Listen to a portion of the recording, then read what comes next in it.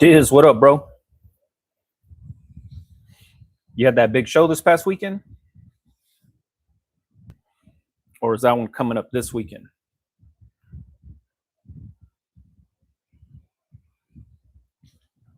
Show was bananas. Hell yeah, that's what I'm talking about. Active Dad Apparel, what's happening? Dia Day, what's happening? Finally caught alive now that I'm back in the game. What's up?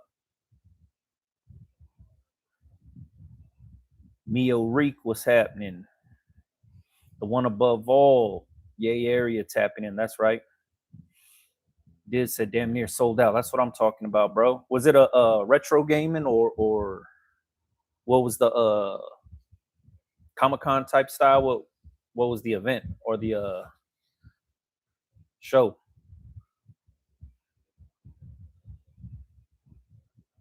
Retro gaming, hell yeah, that's what I'm talking about.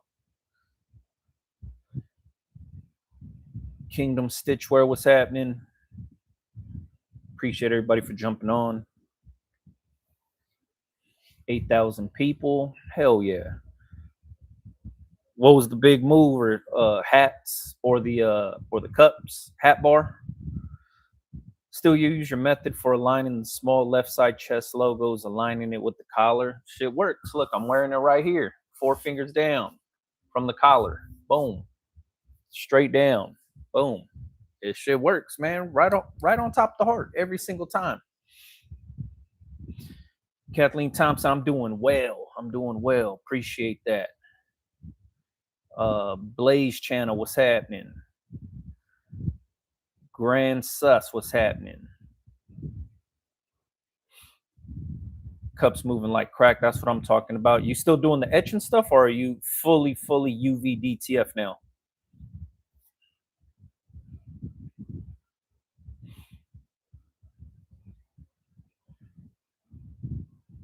I've been seeing a good, a dope little promo for UV DTF that's been killing out here that I've been noticing is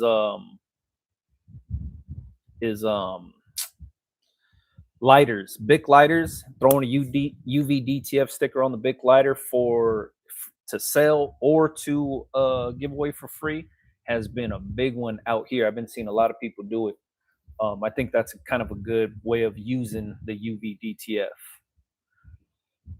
Appreciate the like button, love, brother Young. I'm in the lab cooking up right now. Too perfect time to tune in. That's what I'm talking about, man. Get that money. UV is easy money. UV is definitely easy money, man.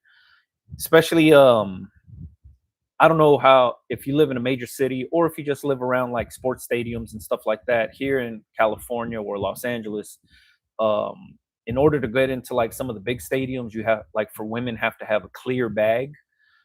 Using UV DTF on those clear bags, easy call.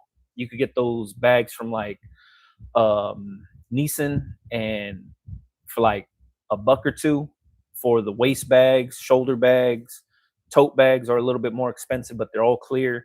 And then you just slap some UV DTF on there, and then sell them for like $25-$30, and you kill all day long. There's dudes that sell them outside of the stadiums because they know how it goes down. So UV DTF it's a good move, man. I haven't did it. I mean, obviously on glassware it works. I haven't did it personally, but like I said, Bic lighters been a big one, and then on the clear bags.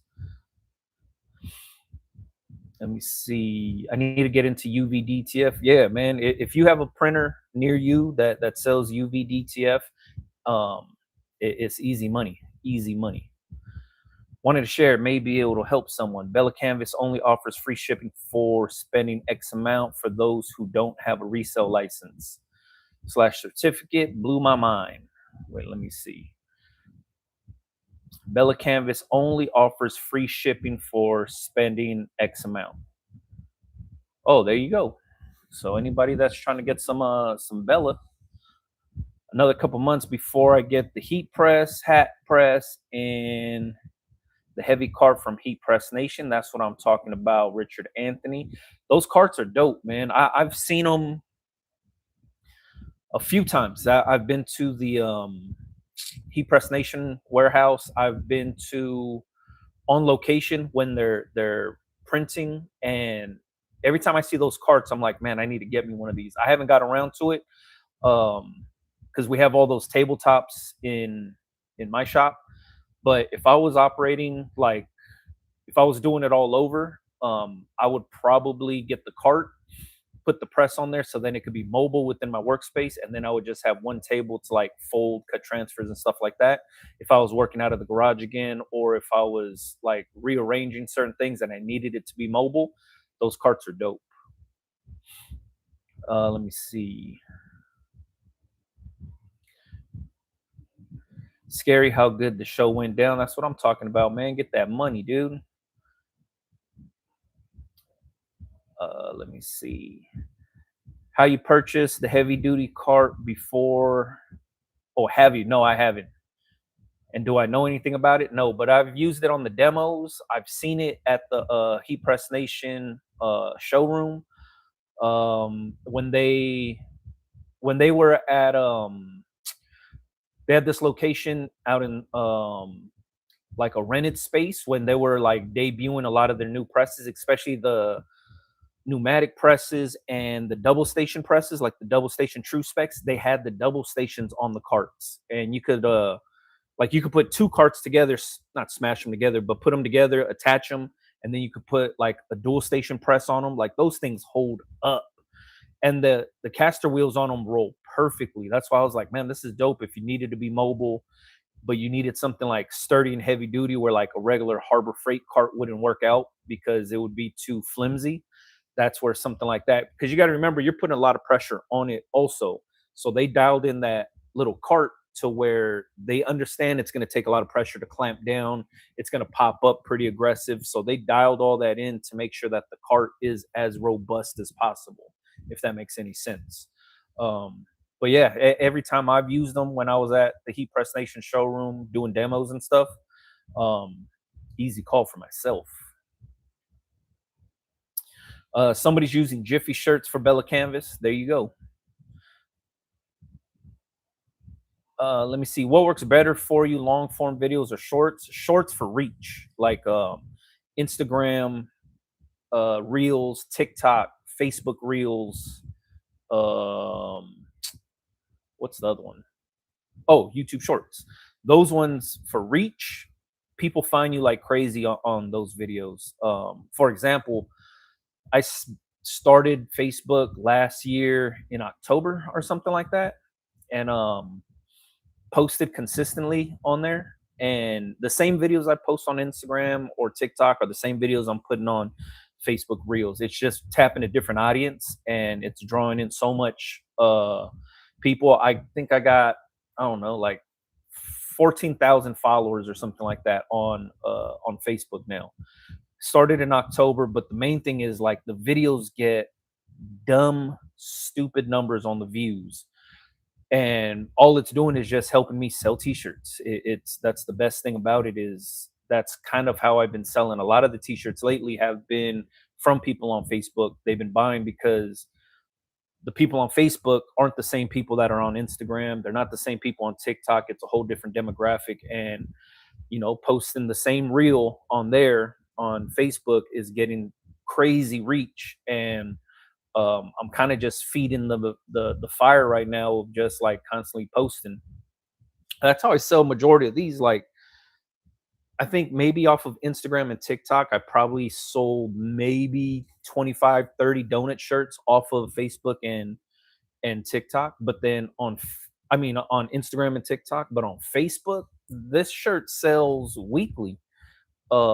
It's people that don't know I make t-shirts, or just seeing the donut stuff, or they're seeing the donut stuff and the t-shirt stuff mixed together, that they get it. And that's 100% how I'm selling these t-shirts, is mainly on Facebook. And Shopify tracks all that, where the clicks are coming in from, like who's sending who where. So you could kind of see who's coming from Facebook, who's coming from Instagram, who's coming via TikTok and YouTube and stuff like that.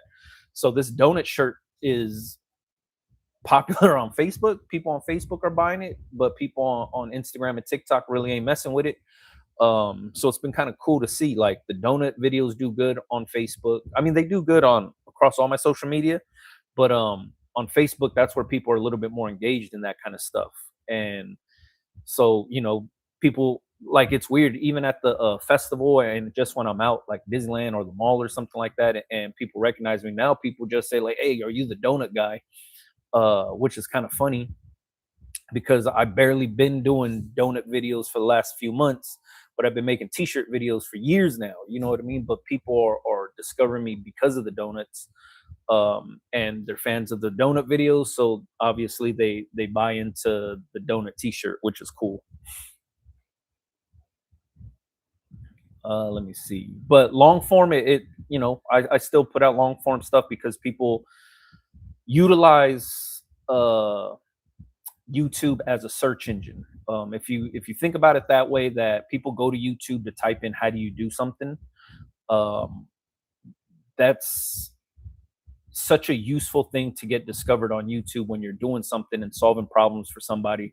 That's how people are going to find you if they're searching those things up. How to print T-shirts from home. Rarely are people on YouTube looking like, what's a good neighborhood donut spot. They're not finding me through that, but they are finding me through, how to sell T-shirts, how to print T-shirts, how to embroider hats.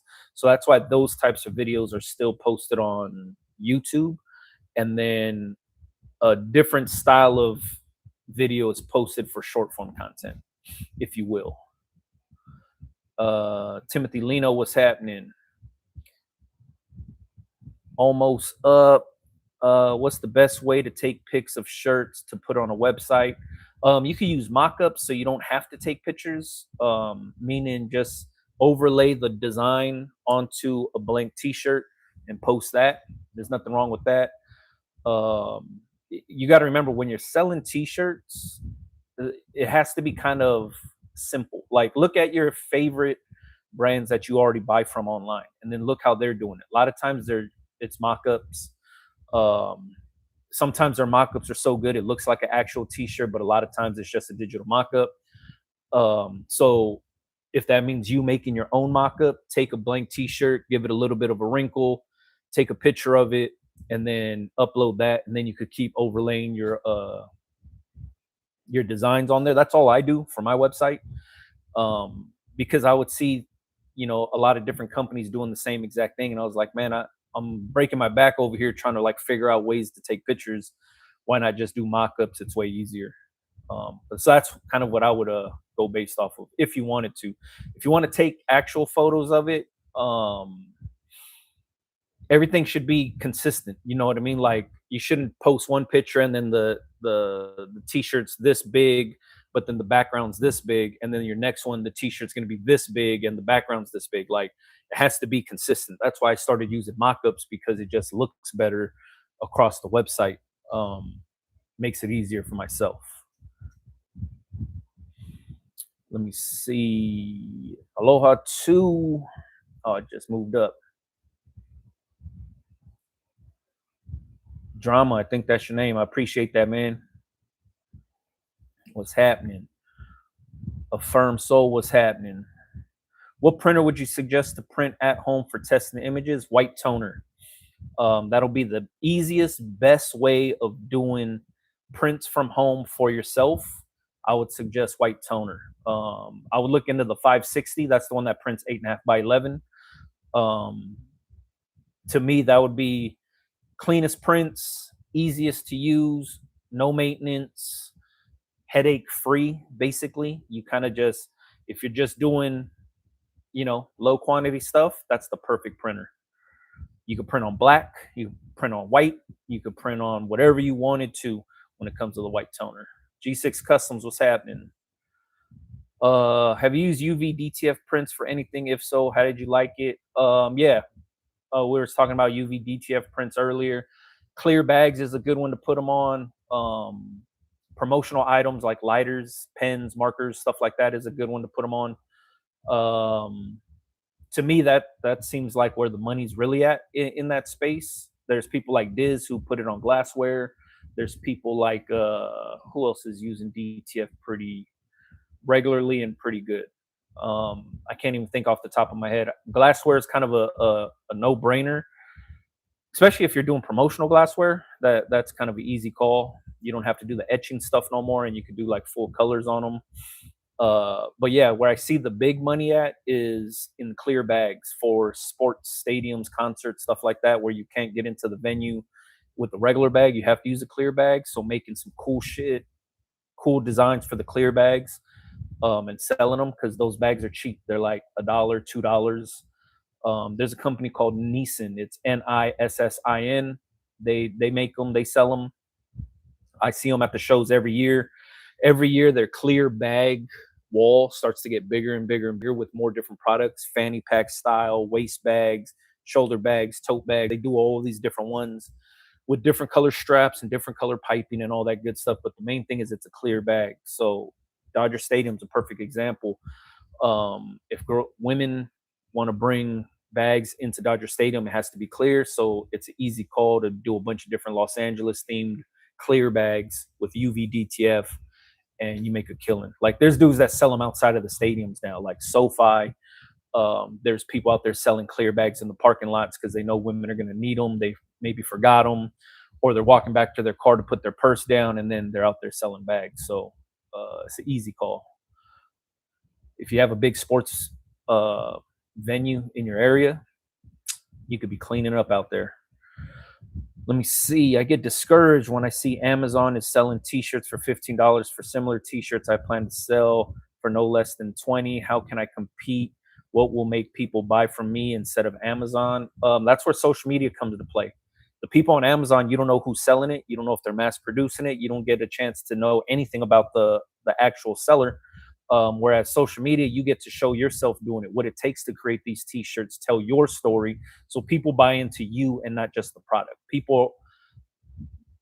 We have the best opportunity right now with social media to, as business owners, to give people the inside look at what it takes to run the business.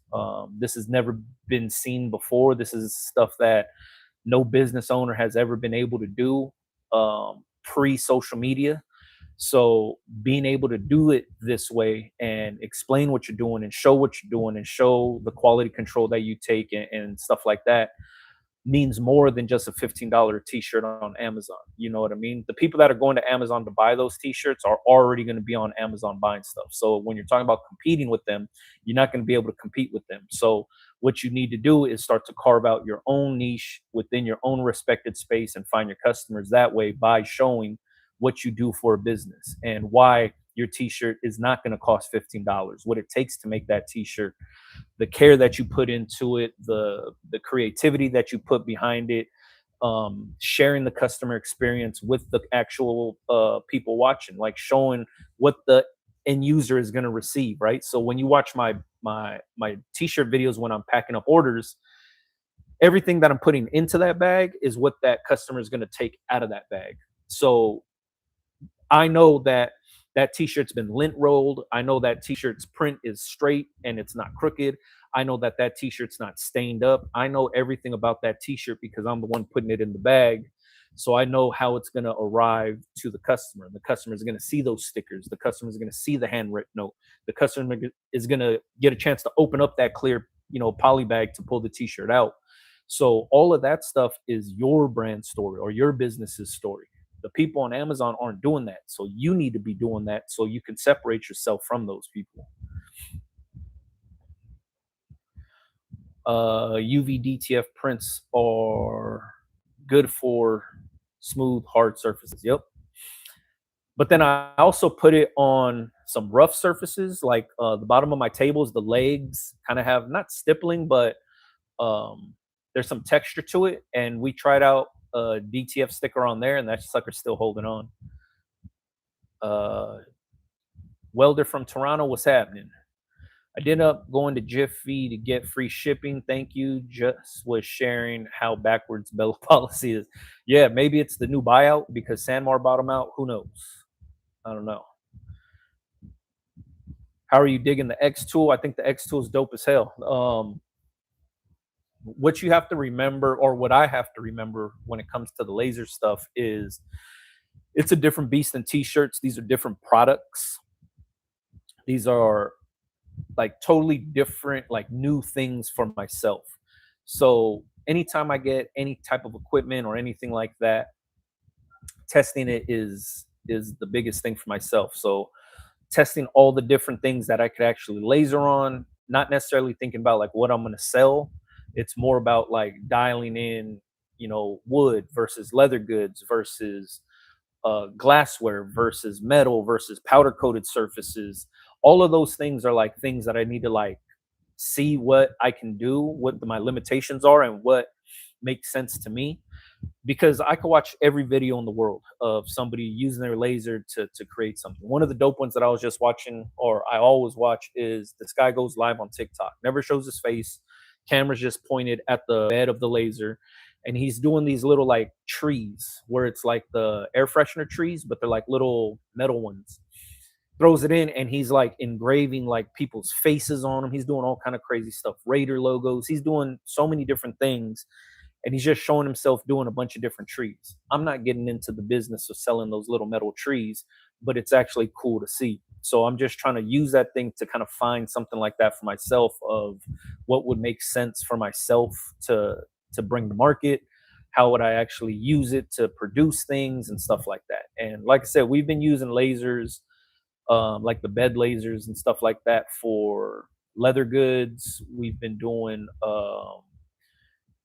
earrings, wooden, like just like different things. But it's like now, like with this laser, I kind of want to just try it. And I have the little rotisserie thing to put like tumblers on and all that. But there, I don't know if I'm going to be making any tumbler videos or anything like that. It's just trying to figure it all out still. But I think it's dope just because it's a whole new beast. You know what I mean? Let me see. Robert Foster, what's happening? Out to my productions, what's happening? I agree that's 100. Amazon shouldn't be able to compete with your brand if you're providing a higher level product. That's all it is you know I don't I don't consider Amazon to be a part of my realm when it comes to selling products or t-shirts.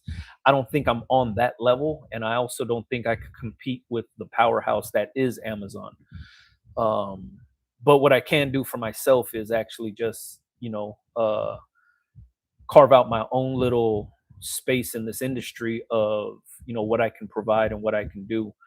I don't really get wrapped up on other people's pricing either. There's people that price things lower than me. There's people that price things way higher than me.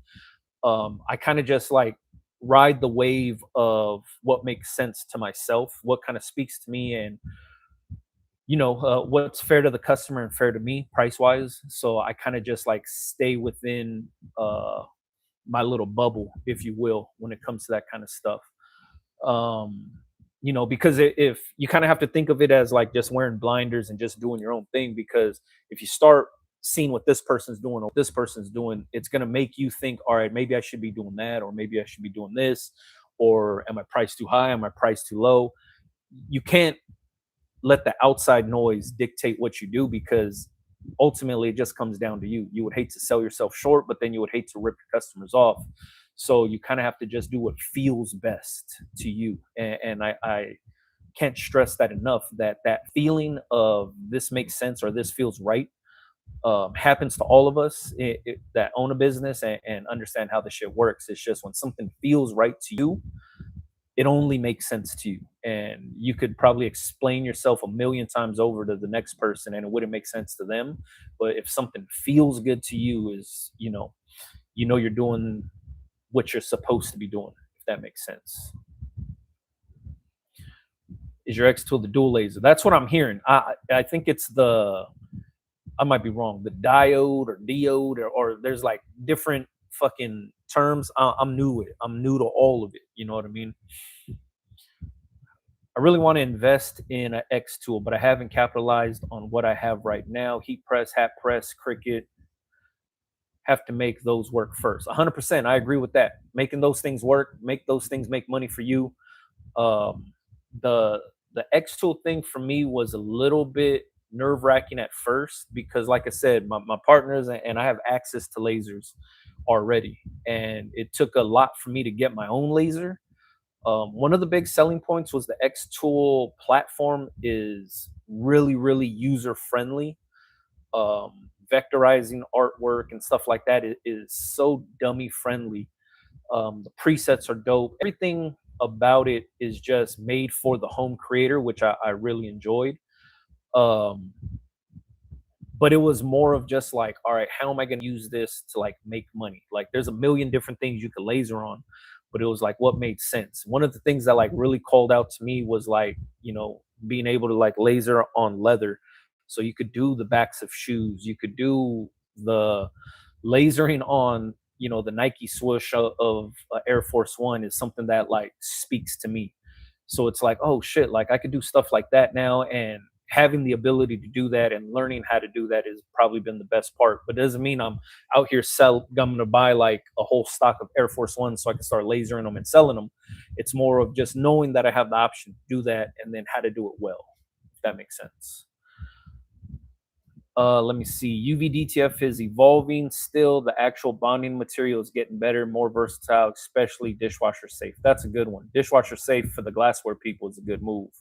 Honest question, why do you always say yeah to end your videos? Yeah? I don't even know. Maybe it just comes out that way. I have no idea. I don't know what I say in videos. Actually, I kind of just fucking zone out.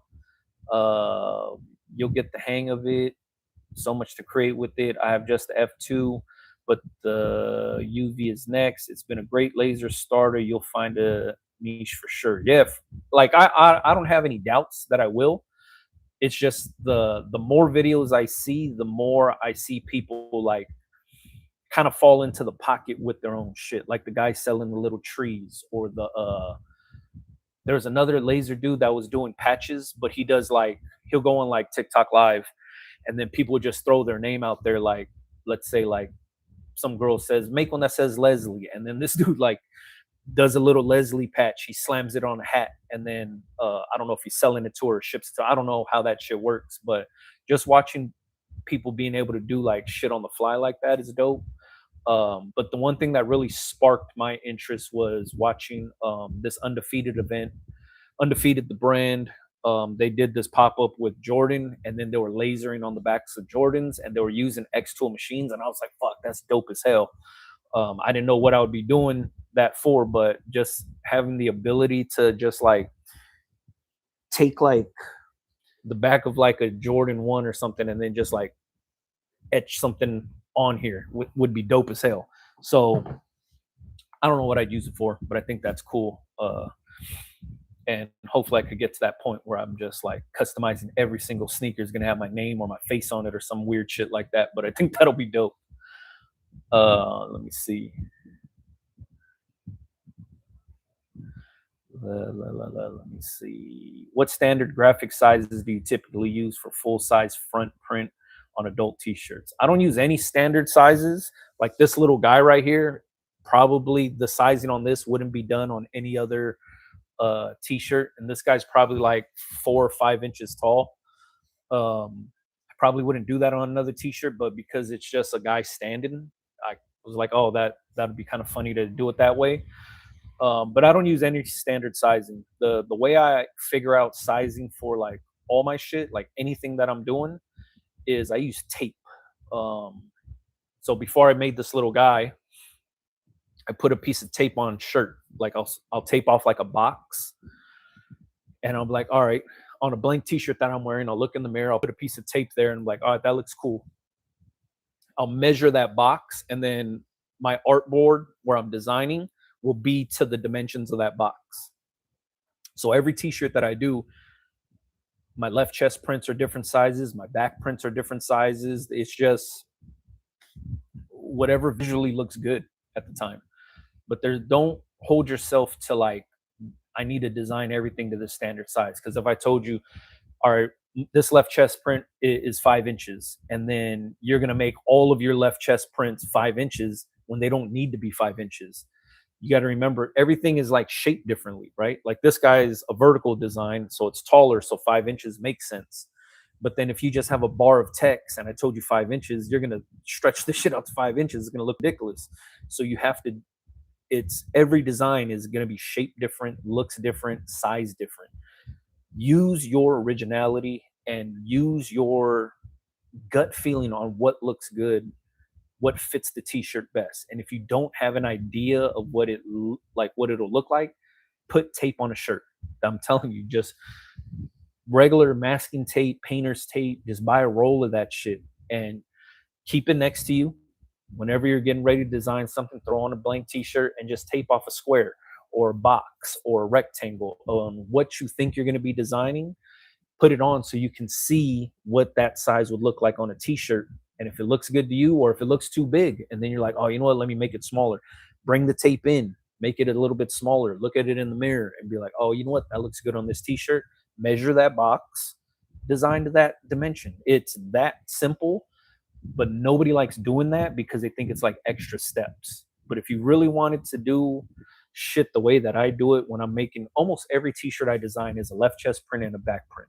Rarely do I just do one big, front print or only a back print or whatever it is. Starts off like that. Put a piece of tape down and be like, all right, cool, let me see what this looks like. I've done enough circle designs to know that 5-inch circle might be too big for a circle design, so I have to shrink it down. But I've also done some where I'm like 3 inches is too small if you're packing in a bunch of detail on a circle design, so you would have to scale it up. So those things are what I'm saying is visually you have to understand what it's going to look like on the t-shirt. So in order to get to that point, tape some shit off. If you want it to be a perfect circle, tape off a perfect square. That circle will fit within that square. Let me see. I agree. If the value is there for the market people, then your product will sell 100%, 100%. It's just that's how the shit is, man. Let me see. Alex B. Croft, what's happening? That I know Jiffy Shirts was owned by Alpha Broder, which is now owned by SNS. So eventually they will lose Bella. There it is. This shit sounds like monopoly. Sounds like somebody and somebody owns this other company, which is crazy. Too much to help with, actually. Schultz, what's happening? I saw your recent half Tony t-shirt videos of famous sports players. That was cool. Is it okay to do that, to print a famous person on the t-shirt? You do whatever you want to do. You have to operate at your own risk. I'm not here to give you legal advice. I'm not an attorney. I'm not a lawyer. I can't tell you what's legal, what's not legal, what to do, what not to do when it comes to that kind of stuff. You as the business owner need to operate at your own risk. That's the only thing I could tell you is there's so many people that run to YouTube to try to get answers like that, but your best bet is always going to be, if you're really, really concerned about doing stuff like that, is to save up some money or take some money to an actual attorney and lawyer and pay for their time so you could ask those questions to them. And then you get actual legal advice so you know where to operate, where not to operate, and in between. You know what I mean? Because you got to remember, if you're selling stuff with people's faces on it and stuff like that, the people could come after you. It happens to a bunch of people.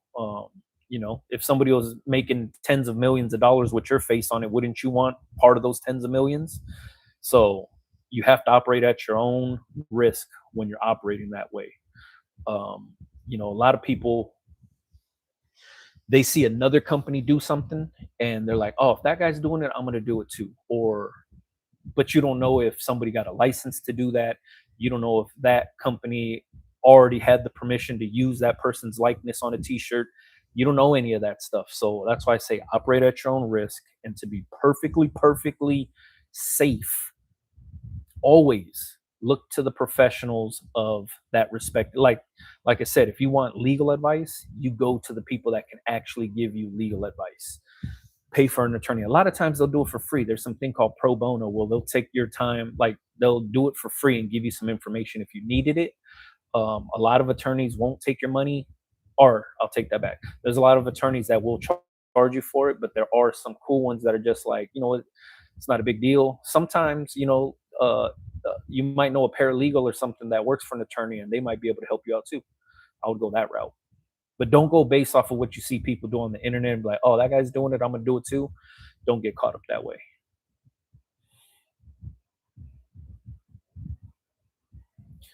Um, I made a family. I made a family ranging in age from 10 to 70 years old shirts last week, and they all said how much they love the AS Color block shirt and fit and feel. Forever grateful to you for introducing us to that. Not a problem. I just did a bunch of Disneyland t shirts for a family that was coming from Hawaii, strictly from the west side of Waianae. They all went to Disneyland. It was, I think, sizes like youth size small up to 2 or 3X or something like that. It was like 20 of them. I did it on the block t-shirts and they loved it. They wore it to Disneyland yesterday, I think, either yesterday or the day before. They sent me some pictures and videos. T-shirt was breathing really well in the hot weather. um, they enjoyed it. So yeah, I love the block t-shirt, man. The AS Color block t-shirt is one of the dopest t-shirts and inexpensive t-shirts out there. For tubular t-shirts, I should say. Let me see. It's hard to go back once you hit AS Color. Man, I hear you. I hear you, man. AS Color, especially with their wide range of shit that they got, it's they offer too much shit for you to go elsewhere. Like they got everything covered. That's my go-to for women's stuff. That's my go-to for kids stuff. That's my go-to for men's, especially for the trendy shit and for fashion, like fitted stuff. It's they got it all covered. I use my laser for so much different stuff, always thinking beyond what it is made for. Hell yeah, man. I think it's dope as hell. What temperature and how long do you press a DTF print on 100% cotton t-shirt? It all depends on where you buy the DTF transfer. Wherever you get your transfers from, it comes with instructions. Go based on those instructions. If I'm pressing at 320 and the company that I buy from, their adhesive adheres at 320, but your company adheres at 275, you'll be pressing that transfer way too hot, potentially messing up the transfer. So always go based on whatever the instructions say and stay within that range. So wherever you get your DTF prints from, it should come with instructions. If it didn't come with instructions, buy your DTF prints elsewhere. Every transfer isn't the same. They're all different. What makes them different is the adhesives they use on the back. So some are hot peel, some are cold peel, some press hot, some press cool, some require heavy pressure or medium pressure, some go for long durations or short durations. It's not all the same. Let me see. Brando, great ideas for the print size with tape. My concern is to make sure I'm using good measurements so they don't go under armpits for men's and women's. That's exactly it. Is you have to go based on what it looks like on, because t-shirts look different when they're flat versus when they're actually on a person's body. So measure t-shirts flat and then measure when it's on the person's body. So perfect, like kind of like a little test for yourself is take a t-shirt in your size, lay it down flat on the bed, put tape on it where you think the print would look good, and then put that t-shirt on and then see where that print would land. That way you'll know what your boundaries are. Like I said, I make t-shirts for all different sizes. The width of my designs never go bigger than 12 inches. Never. It's just it when it's on the body, it looks different than when it's flat on the heat press or flat on the bed, on the floor. But none of my designs go bigger than 12 inches. And how do I know that? Is I did that tape thing and I was like pushing designs out to 14 inches. And then I'm like, oh, damn, when it's worn, it's falling in the armpits or it's wrapping the body and it doesn't look good. And if you're ever like in doubt, pull out some of your favorite t-shirts and measure their designs and see what those sizes look like. You know what I mean? Then you'll be good. Let me see. What's your 9 to 5 job? I manage a shitload of photographers and videographers.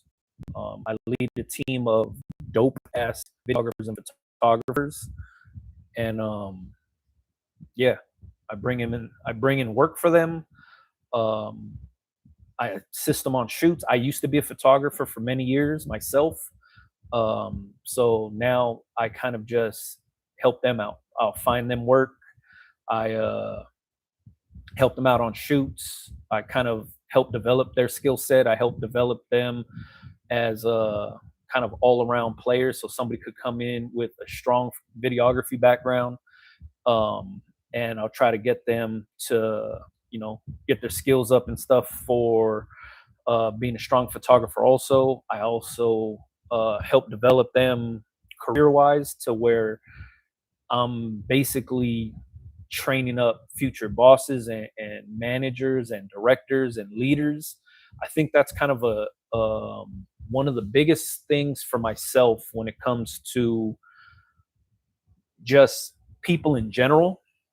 I feel like adding value to anybody that you're around is a powerful thing. The reason I say that is because if my team uh, operates as all employees but doesn't have a mindset of a leader, then they're going to stay employees forever. Like, meaning they're just going to be the worker bee, but they'll never take the step to advance their career or anything like that. So I like to look for people that have that mindset of, this is good now, but, what am I going to be doing 10 years from now? Can I be leading the team like you? And I want these guys to do a better job than me. Um, so my biggest thing is just helping develop anybody willing to learn. And I'm not saying the shit that I do is complicated or the shit that I do only I can do. No, like I just have a way of doing things, and I'm just teaching people the way that I did things. You got to remember, like when I came up in my career, there wasn't a lot of people helping to do that kind of stuff. It was kind of like that dog eat dog environment where it was like you got to get the shit for yourself and grind it out. And there's nothing wrong with that. I think that's a dope way of learning, but it's also a longer way of learning.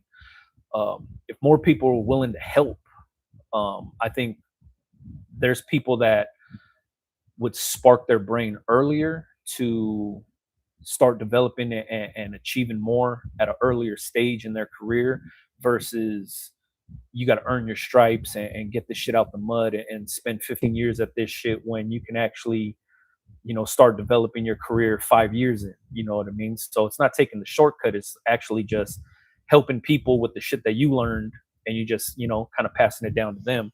So there's a dope ass Polynesian singer. His name's Fiji. He passed away last year. Um, he's basically the godfather of island reggae music in the islands, and he was known for putting other people on.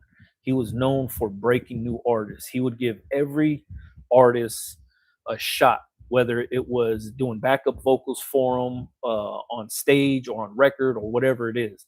And majority of the people that sang backup for him coming up in their career are huge artists now, huge. So he always said, if you make it to the top, send the elevator back down, always. And that's something I've always, when I heard that, I was like, fuck, that makes so much sense to just, yeah, if you're climbing the corporate ladder, like fucking, the goal isn't to shit on everybody on the way there, it's to actually help people up.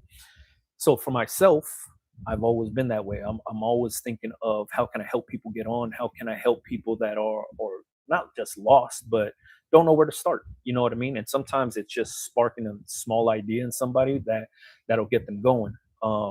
It's the whole reason I make YouTube videos, is trying to help people get on and make some money. But in my career of my day job, that's what it was. When I was a photographer and I was struggling, and I was like, fuck, when I was getting all this work and I seen old timer photographers that weren't really willing to help me out, struggling for work, I was sharing work with them. Like, yo, I'm getting this work over here. Here's a few jobs here to get you going so you could, keep food on your plate. And it wasn't like, oh, I'm gonna fucking shit on everybody. No, it was just like, yo, if I could help out, I'm gonna help out. My dad instilled that shit in me early, is just to help. So doing that is how I started to develop my career, what I do now. So if it's I want to try to make more managers and more creative directors and more leaders that are just like me that kind of share the same sentiment, but then also they're like they understand the values and what goes with that and always continuing to help others, you know what I mean? And that's kind of where I'm at now. So that's why when people say like, yo, why don't you want to leave your job, or why don't you just do t-shirts full time, it's like I could, but at the same exact time I thoroughly enjoy what I do, thoroughly enjoy what I do. um Creating leaders is something dope as fuck to me, you know what I mean? So I'm gonna try to fucking go back and read some of this. I was rambling on. uh I almost feel like I have to order DTF in order to have quality prints and press. Is there another way to do it without DTF or not really? Yeah, I mean, there's other transfers you can get. Like screen printed transfers are dope as shit too. DTF isn't the only type of transfer out there. It's really popularized because it's a multicolor option. And in the print world, 6 years ago, the more colors in the print meant the more expensive your print would be because they would have to burn multiple screens for multiple colors. Having the ability to print limitless colors just opened the door, or not even the door, the floodgates for everybody. But screen printed transfers are still dope. Like I said, there's companies like Transfer Express, FM, Howard, 613. These companies make screen printed transfers the old fashioned way of burning a screen, pushing the ink through the screen onto the transfer sheet. So instead of printing directly onto the shirt, they print onto transfer paper, and then you cure the ink with the heat press when you get the transfers. So you could get stuff like that also. I would look into those. You could hit up any of these companies that I just mentioned: Transfer Express, FM Expressions, 613 Originals, Howard Custom Transfers. Go to their sites and then just hit them up for free sample packs of all the inks that they offer, formulas, and then try them all out. This is not half toned. I knocked all the color out of it. So the pants are actually the shirt color, the shoes are the shirt color. All the black in this is just the black showing through. This is a single color print. So even in the tattooing, like in the arms, all that, the little sprinkles and the donuts, it's all I just knocked the color out and that's it. But it's a single color print on a AS Color Classic t-shirt. So if you ever bought this t-shirt from me on my site, this is the only shirt that comes in an AS Color Classic shirt that's on my site. Is the donut shirt. Brando says yeah in his videos because he's a gangster. That's some funny shit.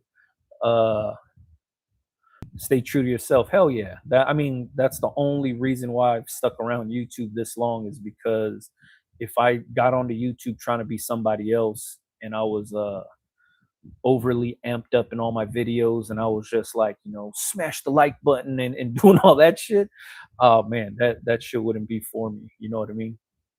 The reason I make my videos the way that I make them, and I've been making them the same exact way uh for 10 years. I've been on YouTube for 10 years. And the only reason I do my videos this way is because I always said I want to watch videos of somebody that looks like me and talks like me. So I make videos for people that talk like myself. You know what I mean? If I came on here and my videos were polished up and I wasn't saying shit, or I wasn't, I wasn't like cussing and I was talking like I was reading from a book, I don't think people would understand what the fuck I was saying. So I've made it a point to just speak the way that I speak every single day, to speak to somebody that kind of talks like me. You know what I mean? That's who I'm thinking of when I'm making these videos. Is like, there's probably a dumbass like myself sitting around like, man, how can I get started in this t-shirt business? And they stumble on somebody like me and have a chance to connect with what the fuck I'm saying because they understand what I'm saying. There's a lot of people that hate that. Like if you ever looked at the comments of any of my YouTube videos, there's comments of people mad that, I'm saying fuck and shit and I'm not delivering the information they want. And I think my videos aren't for those people. I think my videos are the people that uh, are like myself. You know what I mean? Do you wash your blanks shirts before pressing? Hell no. I press them up, brand spanking new. The customer gets the shirt brand spanking new. I don't wash anything.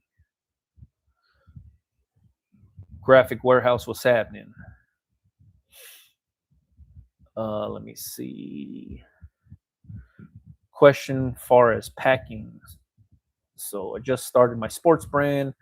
The packing seems expensive because a mouthpiece has details on the package. Wait, looking for packing. You just started a sports brand. A mouthpiece has details on the package. Any advice? Like, what do you mean it has details on the package? Like, is your logo a mouth, or are you saying you're selling mouthpieces for like MMA fighters and boxers and football players and stuff like that? Is that what you're selling, mouthpieces?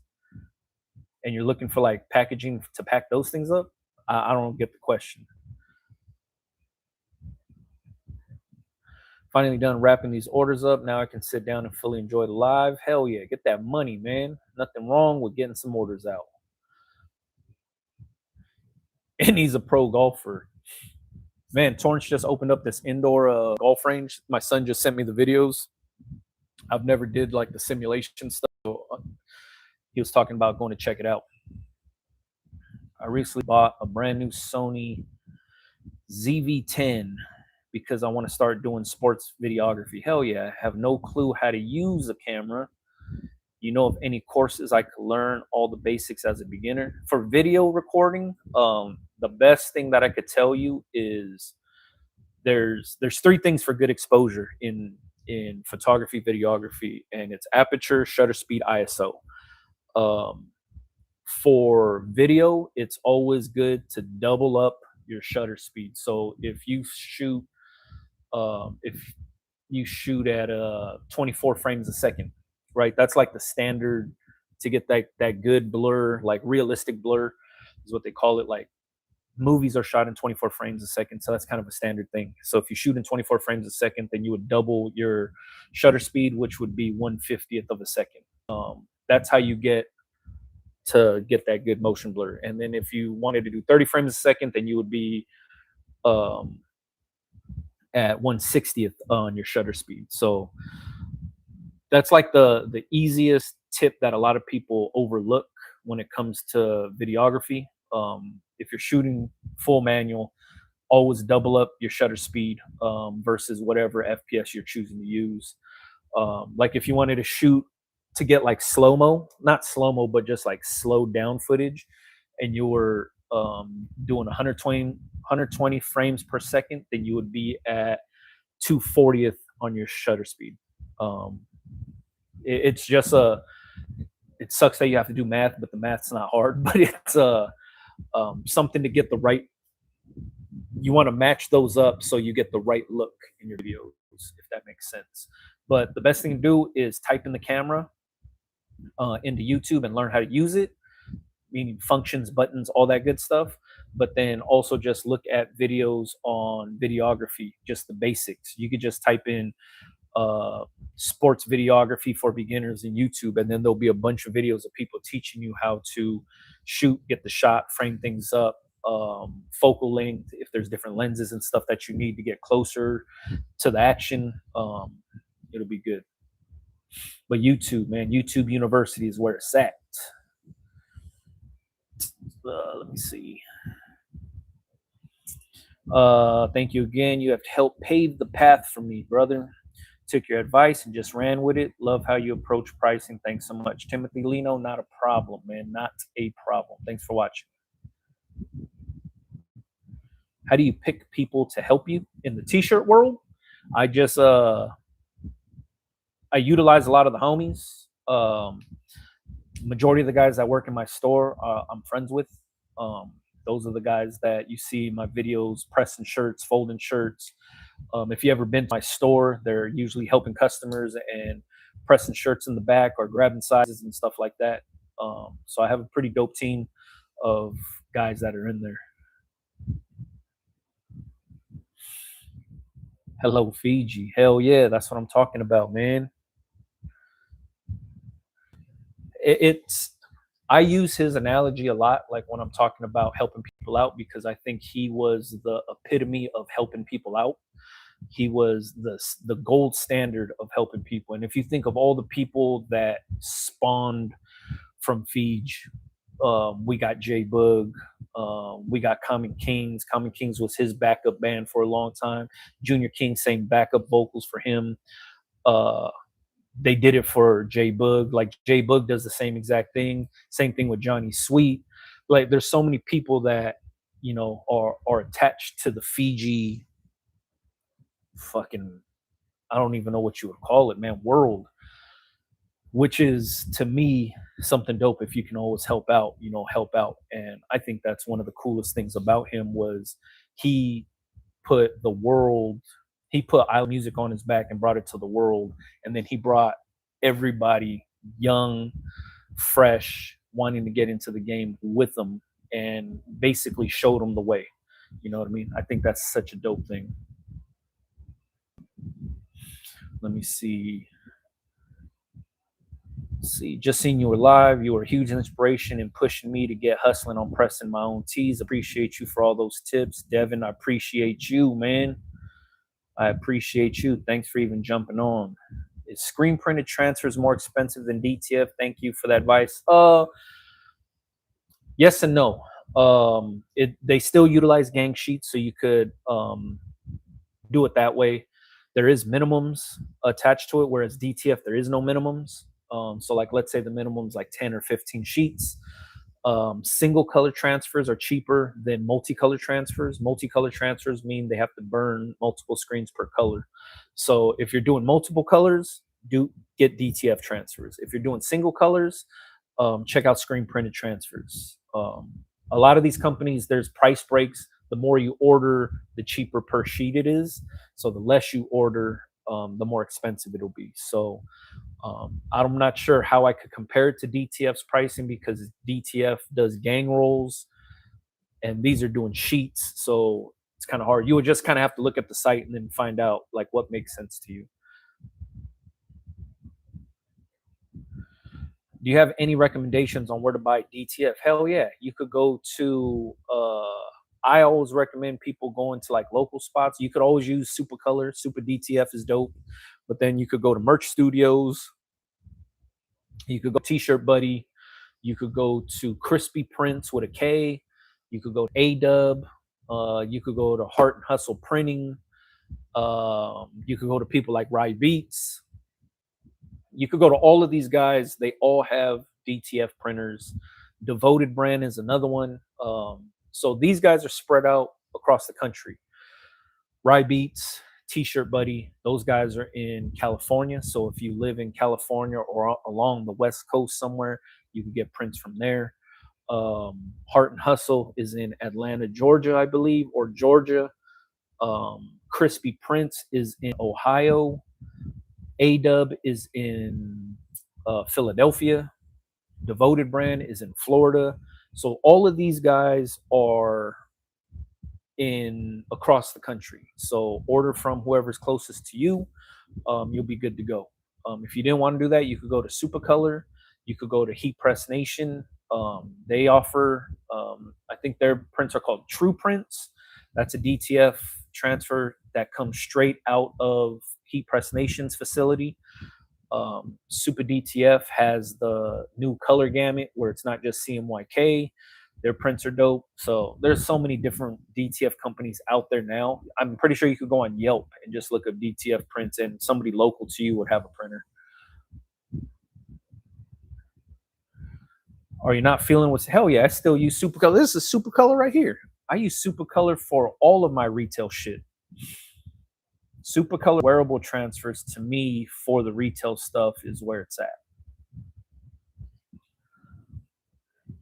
I visited your website and I was left wondering, how do you make money? Shit looks incomplete.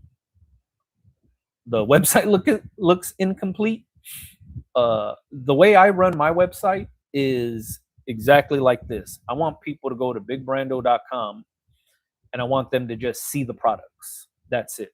So I think the days of having a website that's packed with information and text to read and shit like that is out.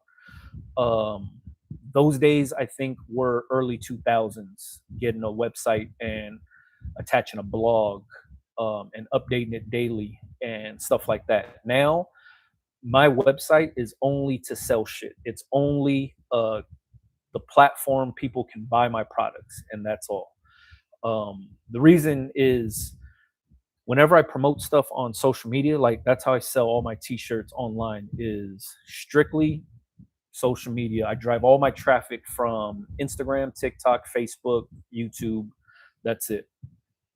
I want people to click the link in my bio and see the thing that they were just exposed to. I don't want no guesswork. I don't want them to have to fish around for anything. That's usually all it is. But that's how I do it, you know. And the simpler, the better for my customers. You know, there's some people that they want to do backstories on every product that they launch, and they want to pack their websites with that kind of information, and that's cool. For my customers, it's click and buy. That's it. I want the most minimal clicks for the customer. Period. I don't want them to have to look for shit. I want them to see the product they were just exposed to, add it to cart, and get the fuck on. That's the way that I operate, is because that's the way I like to shop. If I see some shit that I'm exposed to on social media, I don't want to have to like try to find it on their website. I want to just click the link in the bio, see the shit, put it into my cart, check out, and that's all. So if that's the way I like to shop, that's the way, you know, that's the experience I want to give to my customers also. Um, the the idea is always this, and I kind of go back to like Nike and the sneakers app. For me, I like buying shoes, right? I know when the shoe's coming out. So if they're releasing a shoe tomorrow at 7 in the morning, I want to be able to go to the sneaker app. I want that to be the first shoe I see because they're launching it that day, and I want to be able to add it to my cart as soon as possible. But if they just put that shoe in the regular lineup with all the other ones and I had to scroll through to find the shoe that I want, chances are I'm not going to get that shoe because it's going to take me forever to find the shit. So I want it to be at the top of the page right away so I could get the shit right then and there. That's kind of the philosophy I use for my own store. Is somebody's going to be exposed to something on social media, like this donut shirt. Somebody's going to see that donut shirt and be like, oh shit, I want to get that. I don't want them to have to like click through a bunch of different pages on my website to be like to find the donut shirt. You know what I mean? I want them to go see the donut shirt. Boom, that's what it is. Let's add it to cart. Um, I think when we give people, when people have to do more work for something, I think they're less likely to buy. I don't know if that's true, but that's just the way I am. Let me see.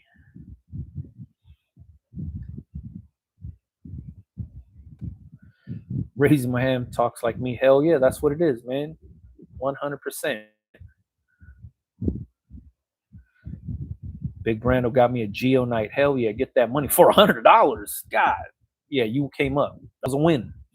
That was a win all day long. Lean Breezy. Liam Breezy. Geo night for $100 is a win. Marketplace is a great place to get quality equipment for cheap. Hell yeah, I'm hearing it, man. I'm seeing it. Curious, what UV DTF designs have you seen on the Claire Neeson bags? Do girls have their names on them? Nah, hell nah. It's like um, getting a bag with blue piping and just putting like a Los Angeles design on it and selling it to Dodger fans.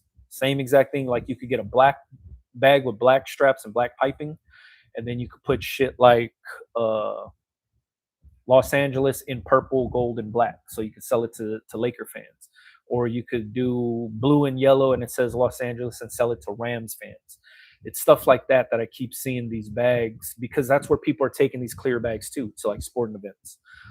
If they're going to concerts and stuff like that, you can put flowers on the shit. You can put whatever you want, you know what I mean, and sell the shit. And it's whatever you think would sell. It's like t-shirts. You're making shit that you think people would like, put it on a bag, Sell that bitch. Use the most open aperture possible per your lens. Use the filters. One, let me just say, Michael Ballestero is perfect for this information right here because this motherfucker is a teacher and teaches film. So listen to what he's saying. Use the most open aperture possible per your lens. Use ND filters to put sunglasses on your camera. That's the best way of explaining what an ND filter is. Thank you for saying that. In daylight, and then open up that aperture. That actually means the smaller number, 2.4 versus f8. Prior to ND filters in the photography world, there used to be this rule. It was called the Sunny 16 rule, and that you would always shoot at f16 or something like that. It's an older rule, but ND filters is gonna help. And saying an ND filter is like putting sunglasses on your camera is the fucking best thing ever. That's the fucking coolest explanation ever for that. So thank you. So yeah, listen to Michael. He knows exactly what he's talking about because this dude studies and he teaches film. In July, I had 6 paparazzis, photographers staying at my house because of the Taylor Swift wedding. What an interesting 2 weeks. Wait, in July, I had 6 paparazzi photographers staying at my house because of the Taylor Swift wedding. That's fucking crazy as shit, man. Dope to open up your house to some paparazzis.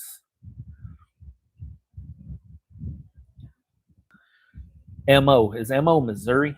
I might be wrong. Or is that MI? No, MI is Michigan. MO, it might be Missouri, right? If you want sharp sports photography, up the shutter speed, but the trade-off is less natural blur, but you get sharper images, 100%. Raising the shutter speed is basically a stop motion for you. I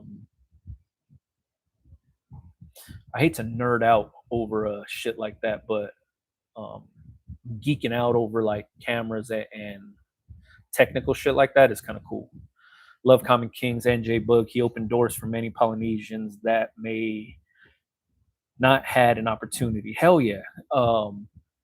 When I got first put on the J Boog was they used to do these concerts out here in Los Angeles. They were called Soul Crush.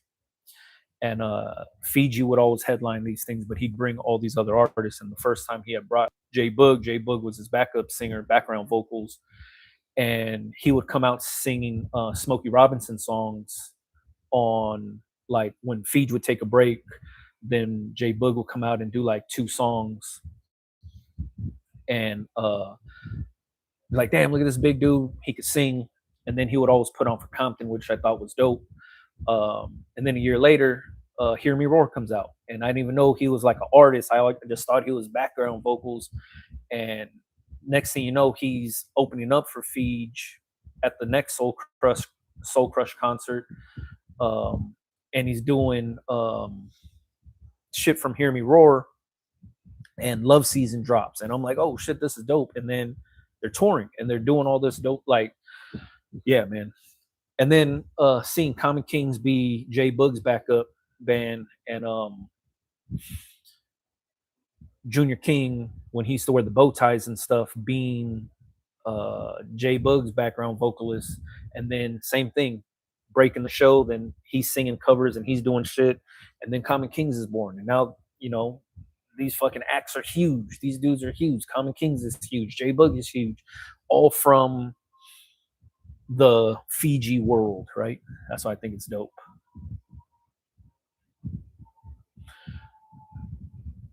Let me see.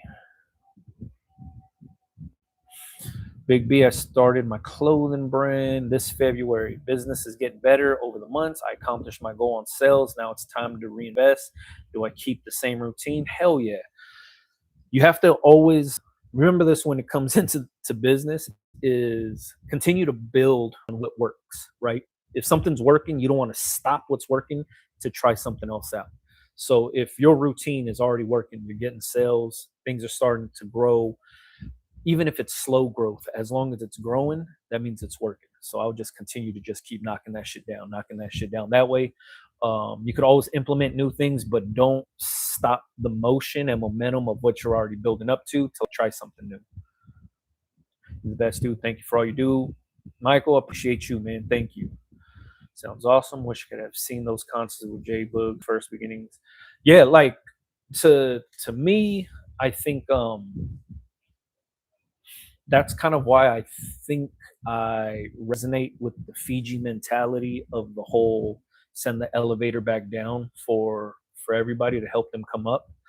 Is I seen them do it, and I didn't understand it at the time until later on when I figured it out, where I was just like, oh shit, he opened, like, he was background vocals, now he's headlining his own show, and it's all from just Fiji giving opportunities to people. That's when I really it clicked for myself, where I was like, man, like I think that's so dope to do, is just to help. Like, you don't have to, but at the same exact time, you almost feel like God gave you this opportunity or this gift to help others. And yeah, I think that's dope as hell, man. I mean, I try to live my life that same exact way of just like helping people get on. You know what I mean? Whether it's in my day job or whether it's on YouTube and doing stuff like this, I think it's important for people to never stop helping. Um, so then that way you could put more people on. You know what I mean? That's how I feel.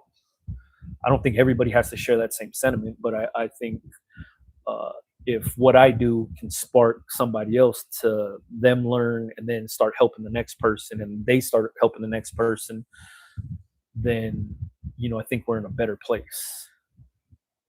That's how I feel. Hey, I'm thinking of selling t-shirt merch for my chess channel. Do you think that's a good idea? Do you think learning how to make shirts myself makes the most sense, or outsourcing it? I always say do the shit yourself because you can keep more money in your pockets. Outsourcing it to somebody else, you're paying a premium on it, and then also you're getting shit pre-printed, and you're forced to sell it. I think doing it on your, if you have your own chess channel, um, dropping merch for the chess channel would be an easy call. Um, Especially if you're getting good traction on your channel and people are engaged with it. You kind of have a good little platform to drop some merch. I say, yeah. I say, learn how to do it. Start killing it, man. I think so. A-Dub switched to buy as a sponsor, and now I have trust issues trusting him because he's all buy now and is almost talk down Racoma. This is how I see things with A-Dub. Is A-Dub is probably the biggest content creator in the embroidery and sewing space. Like, his channel's always been about, like, he was showing the small little brother machines long ago. That's how he's built built his business. I would believe the things that A-Dub says because I think he knows what quality is. Whether he's sponsored or not sponsored, I'm pretty sure he's showing how he's running his business using these products and these machines, where I think the proof is in the pudding. You know what I mean? Like, it'd be different if he was like talking about one company, but then he was using other machines and things off camera and stuff like that. If he's showing the things he's making and building it and how he's doing things using the new products, I don't think there's anything wrong with that. It's like content creators, for the most part, like most content creators, this is their full-time gig. You know what I mean? Like, this is people's livelihoods. So to be like, oh man, like this guy's talking about a different company now, and it's almost like you're dismissing everything that he's already done previous, teaching people how to embroider and showing how to check tension and how to get money with these embroidery machines. It's almost like you're saying, oh, it doesn't work, but in actuality, it does work. You know what I mean? So I think that's like, when it comes to any content creator, not even A-Dub, it could be anybody. If they're showing the process and they're showing how to get money and they're showing they're actively helping people and stuff like that, I think that's where the reward is in the content. Is that, like, doesn't matter what machine they're using. It's more so about like what are they teaching you? You know what I mean? That's where, for me as a content creator and a content consumer, I enjoy that kind of shit. Like, if somebody was strictly into driving Chevys and they were all about the Silverado for the longest time, and then next thing you know, they have a Toyota Tundra. I could be biased and say, like, I only like one car over the other, or like one manufacturer over the other. But if I started watching that person's content based on what they were showing you, how to lift the truck, how to do like fucking modifications to the truck and all that shit, I'm still gonna be tuned in no matter what truck they're doing it on, because I'm gonna be like, yo, like, they're showing me how to do something. You know what I mean? I'm getting value out of it, not necessarily for what they're driving or who's paying them to drive it. Now, if somebody was just doing unboxing videos and never showing you how to do some shit, then I'd be like, yeah, I don't know about watching that type of content. But if somebody's actively showing you some shit, I think that's where the value's at, is not necessarily what machine they're using or equipment they're using, but what they're making, how they're making it, what they're doing for their business, on how to like elevate your business and grow your business and stuff like that, is the main takeaway from that type of content. That's where, like, I've met all these dudes. I've met all the content creators in the t-shirt space. Well, majority of them. There's some that I still haven't met yet. Um, but majority of these dudes are actually running businesses. You know what I mean? Like, not just content creation, but like actual businesses, like running a real embroidery shop or running a print shop and stuff like that. So I think, like, I always go back to Rye Beats, and I'm pretty sure Rye's probably tired of me saying this shit, but to me, Rye Beats is probably the perfect YouTube channel out there, because he's showing everybody how to run an actual full legitimate print shop from your garage, how his garage is set up, the equipment he's using, how he's getting work, the different jobs he's doing, also you know running the DJ business, and at the same exact time how everything fits within his household, and him doing it full time. Like, that kind of shit right there to me is, if I was a home printer and I was printing from home and I wanted to see how to heat presses hook up, how to fit a fucking screen print press in my garage, like, seeing everything how he does from home, I've always said, like, his content is probably the best in our space because of how he does it. And when you get to see somebody's business, what they're doing, the ups and the downs, I think that's kind of like a powerful thing to show. One, he's documenting his own journey. Two, he sets up his videos like fucking TV shows. I've always thought that was dope, where it's like almost chapters in a book. There's seasons to the shit. I think it's cool.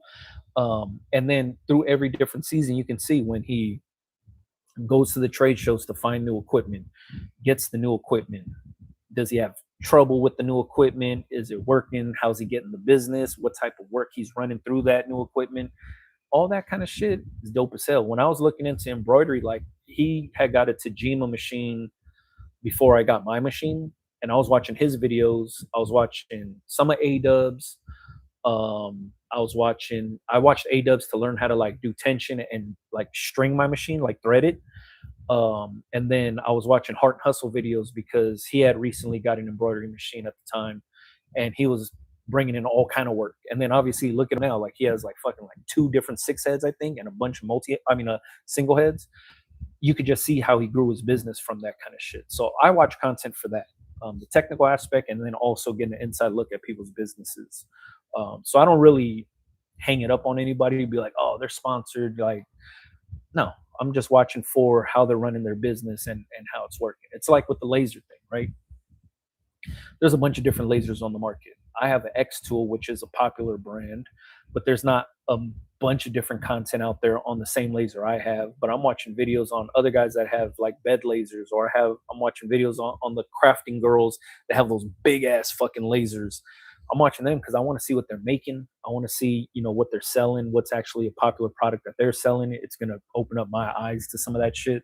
So that's kind of how I consume the content, but not necessarily on who they're sponsored by and anything like that. Let me see. How do you go about outsourcing embroidery as far as approaching an embroiderer to outsource to? Yeah, you're gonna get quotes from a bunch of different people. So the first thing I would do is I would open up Yelp and type in embroidery services, and then find out all the embroidery shops local to you, close to you. The reason you want to do that is because you want to check your proof sample. But you're going to go to them, you're going to send them the file and be like, hey, I want this design on this style of a hat. I want this many hats done in this color. They're going to give you the price breakdown. You're going to look at their previous work of pictures and stuff that they've done before. And if you agree to go with them, they're going to charge you a digitizing fee. They're going to stitch one hat. They're going to show you what it looks like. You go to the shop and actually look at the shit. Like, yeah, that's cool. That's what I want. And then they run it. That's what you're going to do. That's the whole embroidery process. Go local. Don't go online. Find somebody local to you so you can check the proof sample. The reason I always stress that is proof samples are this. They're going to stitch one hat, right? They're going to make one hat, and then they're going to base everything, every hat after that one hat is going to be based on this one hat. So you have to see it to be like, all right, stitch coverage looks good, placement looks good, size looks good, everything about it looks good. The reason you don't want to do it on like a video or a picture is because in a picture, I can always bump up the contrast on this to make this look really, really white. Like, look at the lighting right here. Just with this light alone, it looks bright white. But if you turn it off, you see it differently. Now it's going to be bright white again.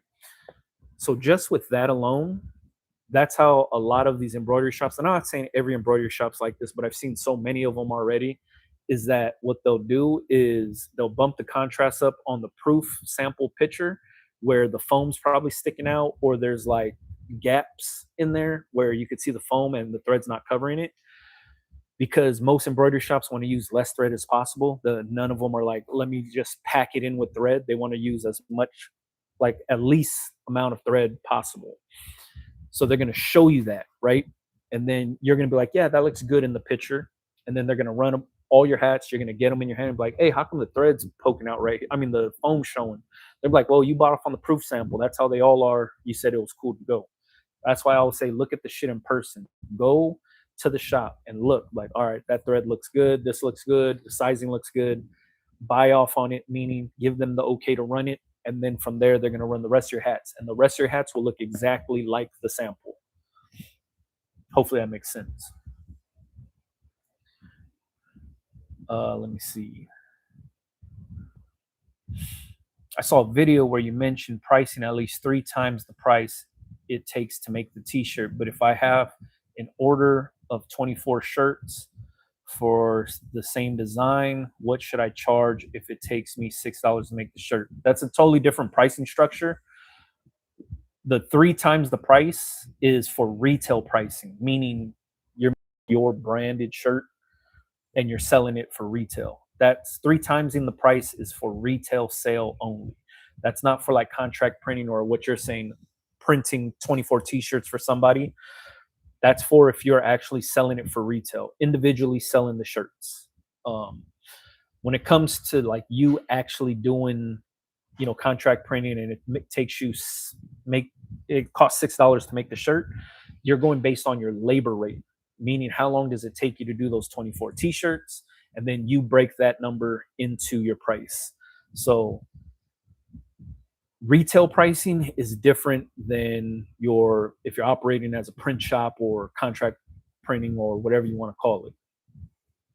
Retail pricing is you creating a t-shirt design, selling it for retail.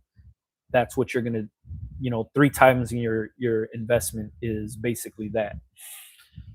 When you're operating as a print shop, it's all labor. It's no retail involved. It's all labor. So you're not selling each individual t-shirt. You're selling your service and not the t-shirt, if that makes any sense. So you have to figure out what your labor cost is. So how much time did it take you to do the 24 t-shirts? And then what is your time worth to you? What do you feel you should get charged an hour or like get paid for an hour? You know what I mean? That's how you should break this shit down. So think about it like this with your day job, right? Your day job is paying you $20 an hour, let's say. It might be more, it might be less, but I'm just as an example.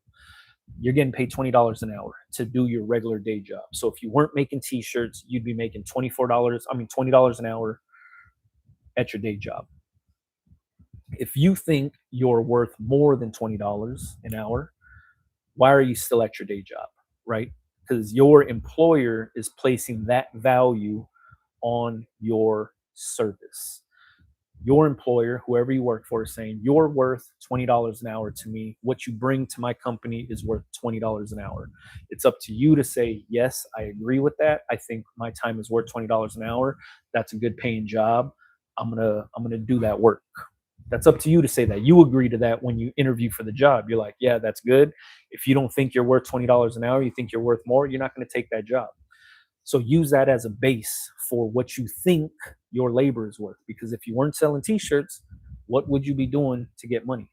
You know what I mean? So if you're gonna work for under $20 an hour, that's up to you. It's really, what do you value your time at? I know what my value is. I know what my time is worth to me. I know what my sacrifices are. You have to figure that stuff out for you. Are you married? Do you have kids? Is this taking away time from your kids?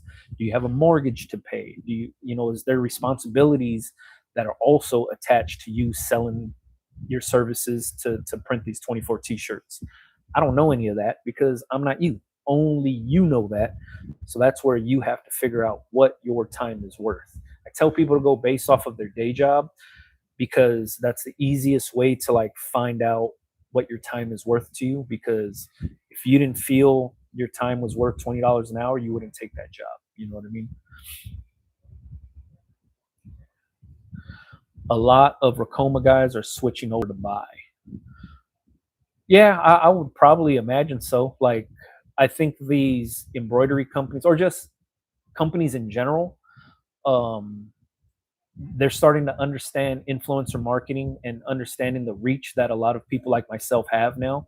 So I understand why a lot of these companies now are starting to ramp up their uh, influence, like content creator presence. You know what I mean? On paying guys to showcase their machines, because without them, you would only know about them through uh, going to trade shows and seeing them and shit like that. But people like myself, content creators, are bringing awareness to products and showing people how to use them and stuff, because these companies are now seeing the value in the attention content creators get. You know what I mean? It's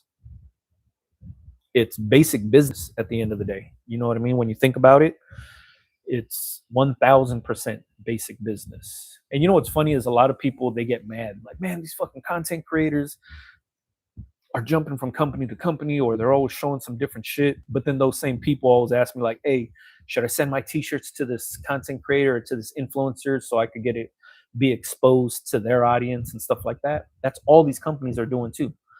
These companies are doing the same exact thing that you're thinking of doing. You're thinking about sending your t-shirts to an influencer, so then that way you could be exposed to that influencer's following. Well, guess what?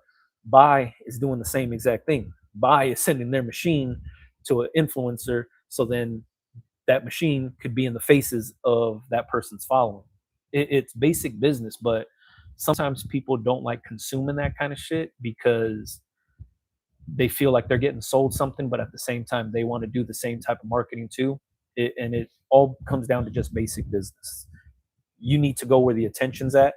So if the attention's on the Super Bowl, then that's why those commercials cost that much, because the attention is there. So if you're a business trying to get into the faces of the Super Bowl people, obviously you have to pay to play. They understand how social media works now. Well, some of these companies do. Some companies still don't get influencer marketing. They don't understand the power of the content creator. They're kind of stuck in the old ways of printed media and stuff like that. But when it comes down to actual business and marketing, that's all it is. Like, if you see it and you understand it, it shouldn't offend you. You know what I mean? Because you'll know exactly what these companies are doing. Because we sell products too. And our whole goal is to get people to see our products also. So if Bai's doing it, Racoma's doing it, Tajima's doing it, whoever's doing it, they're just doing exactly what we would do too in that same scenario. So That's why I don't put it past nobody. I don't get mad at the content creators. I don't get mad at the companies. It is what it is, man. Business is business. I can't speak for everybody, but I charge about $10 a t-shirt if I'm doing custom designs for 25 or better. There you go. So whoever was asking, I forgot who it was. LHV charges $10 a t-shirt. MM Customs, what's happening, man? Fat Heck, what's going down? How's the white toner prints going, bro? Really think I'm ready to make the change from DTF to white toner. Man, I love that fucking white toner printer. That shit to me is uh kind of like a, I would say not a, I don't want to just say a blessing because that shit fucking, that sounds too corny. But being able to do these one-off prints and stuff like that has revamped my business and changed a lot of how I do things. Um, yeah, it's a blessing, but it's just fucking mad I didn't get one earlier. You know what I mean? I'm mad I didn't get one earlier. I'm also mad that when the white toner companies were hitting up all the content creators like myself and shit like that, I'm mad that I was pushing them away. And I'm like, man, I'm putting that shit on my channel because I could have had it on my channel a long time ago and had it in my shop a long time ago and not wasted money on all these fucking DTF printers and shit like that. But besides the point, the white toner printer is dope as hell, man. I like it. Let me see. My name's Dia. What's happening, Dia? Uh, I wish I was in a good financial situation to buy a white toner printer. That would be insane. The white toner printer is an investment, but if you know how to bring in the money for it, it makes it way easier. So the reason I say that is because I'm in no position to tell somebody, "Hey, go out and buy this thing," and not give them the caveat of know how you're going to pay this thing off. You know what I mean? Like, know what type of business you're in, know exactly how you're going to bring in the money for it. Don't just jump in off the deep end and be like, yeah, I'm going to do this shit because I heard somebody on YouTube say it. Don't do that. the the best way to make these smart business decisions is to really understand how your business works and how it can help your business. Don't do it to where it's going to cripple your business because you have to pay this machine off but you don't have no money coming in. Focus on the customer first. How's the X tool come along? The X tool is dope, man. The X tool, that's another thing I wish I would have did earlier. You know what I mean? Actually, X tool never reached out to me to work with them or anything like that. um, but to me, the X tool machine is one of those ones where I was like, nah. And my homies all had X tools. A lot of my homies have other. There's another laser company. I forgot the one, but it's like a big one, like a tabletop one, but it has a big footprint, so you could do like big shit. Um, you watching them use it and then being like, all right, I can make things like this with it, always piqued my interest, but I was never like, let me get into it so I can make some money. So now trying to figure that part out is kind of the cool part of like honing in on how to burn wood and honing in on how to do a bunch of these different things that the laser can do and not just tumblers. So I can make some money is the fun part right now. So I'm just trying to dial the shit in so I can start like dropping some dope products. My brand doesn't have anything to do with t-shirt creation for organic social media. Should we be doing this? Is how our business runs content or something else? We can't all be you. No, 100%. If your brand has nothing to do with making t-shirts, you should still be showing inner workings of your brand. Like I was saying, this is like the perfect way of bridging the gap of your business versus whatever niche you're in. You can be showing how it works together to tell the story of your brand. So that's kind of what you want to use social media for, is just that, is yeah, showing how to like press t-shirts and stuff like that. I'm not saying you're trying to be me, But what I am saying is showing the process is what people like to watch. You know what I mean? So process videos are what helps people get discovered on social media. So even if your t-shirt brand has nothing to do with t-shirts, like my West Side shirt has nothing to do with t-shirts, but the West Side shirt sells because it's exposed to people from the West Side and they're getting a chance to see the t-shirt on watching a process video. And when I say process video, I'm talking about A to B or start to finish or whatever it is. Like people watch those videos religiously. I don't know why people like to watch them. I watch them. There's a whole TV show called How It's Made, and people would just watch shit being made because it's entertaining. So the same thing goes for you. You could have a fucking business about basketball and show the process on how you're making your basketball t-shirts. And then also other social media content that you should be posting should be about basketball. So that way it coincides, the algorithm finds you based on t-shirts, based on basketball. Those are the two things that you sell. Those are the two things that you're doing. That's the space you want to be in. You need the algorithm to understand what your brand's about. So the only way to get your brand or the algorithm to know what your brand is about is to actually post those things relating to your brand. So get discovered. Like that's the cheat code to getting discovered is doing the process video. You're not trying to be a content creator like myself. You're not trying to be a content creator like Adub or Stan Banks or anything like that. All you're using that for is to catapult you into the algorithm of where you need to be. So that's the like right now, if you're not getting discovered by anything else, use that to help launch the brand and get your brand off the ground, to get the viewers to see, the algorithm starts to see, oh, this guy is into basketball. He's also into making t-shirts. Donut thing, for example. Donuts have nothing to do with anything on my channel. I just like to eat donuts. Has nothing to do with t-shirts, has nothing to do with anything. It's just coffee and donuts. But if you look at the donut videos on my page and look at the views, from when I first started doing donut videos, views are dumb. To now, I just posted a donut video, I think today, and the shit did like 70,000 views. My t-shirt videos aren't getting 70,000 views, but the donut shit is. It's the algorithm learning that I post about donuts and I also post about t-shirts is what's thrown me into, like, I'm trying to get people to understand how the algorithm works and how the algorithm starts to figure out what your page is about to put you in the right places. So if you're trying to sell t-shirts and you're also wanting to be in this space of scooters, like let's say you're making t-shirts for people that ride scooters, you would post scooter content, t-shirt content, scooter content, t-shirt content. A month from now, the algorithm understands that your page is about scooters and t-shirts.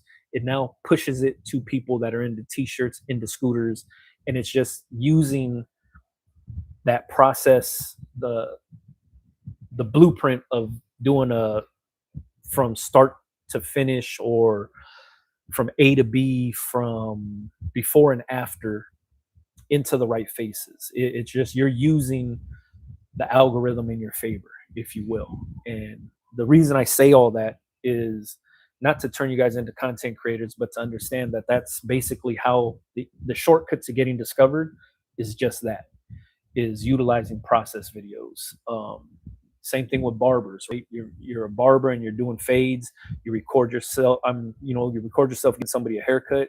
You see the very first, the guy comes in, his hair's over his ears, and then at the very end, he's faded up, cleaned up, and he looks good. People sat there and watched that whole fucking video, start to finish. I'm bald and I'm watching barber videos. I have no reason to watch a barber video, but I'm watching it just to watch the process. It's entertaining to see what it takes to go from here to there. That's all you're doing with the t-shirts. Blank t-shirt to finished product. You're showing the process. People are going to watch it all the way through, get exposed to the t-shirt that you're making, and then next 2 or 3 posts is going to be about scooters, or it's going to be about fucking turtles, or whatever your brand is going to be about.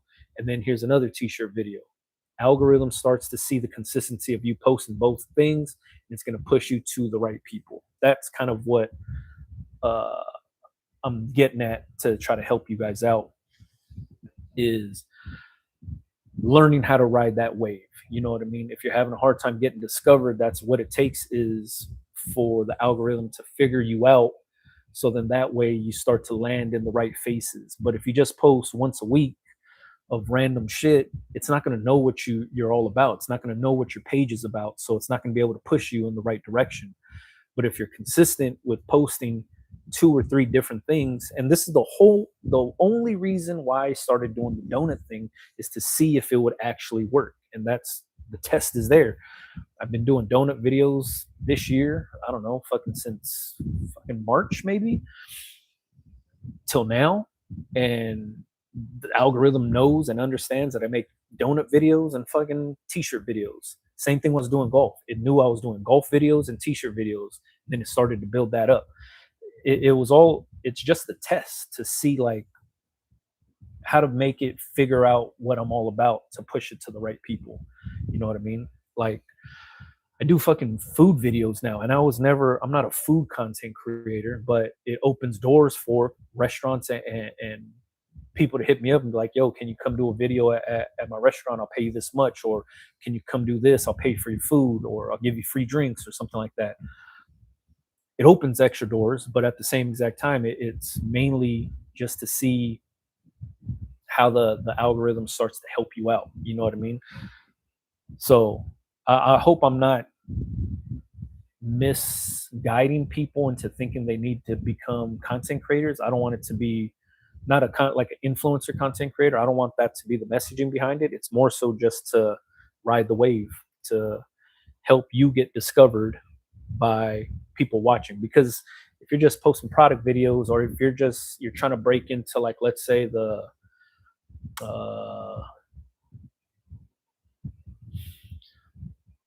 man, I don't even fucking know. Like, let's say you're trying to sell t-shirts to people that go to church on a beach, right?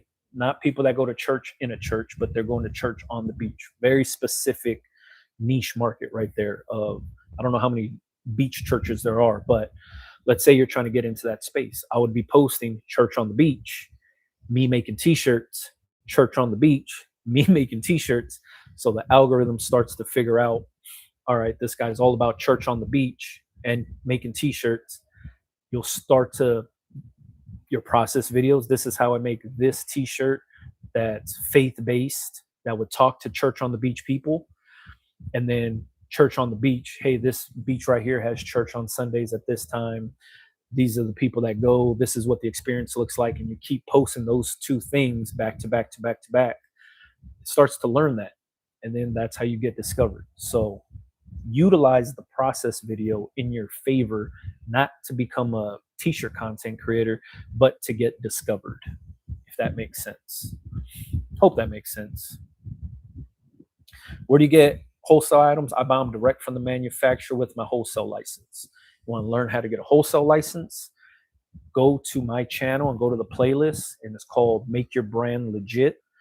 There's 3 videos in there that break down every step you need to do to get your wholesale license. If you're in Los Angeles, it's free to get your wholesale license.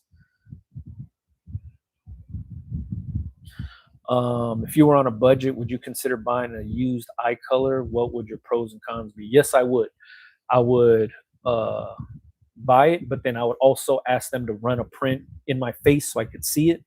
Even if they had minimal inks and stuff like that, I would want to see that the printer is in action and fully functioning, not jamming, making sure that the print looks good. And then from there, I go on board.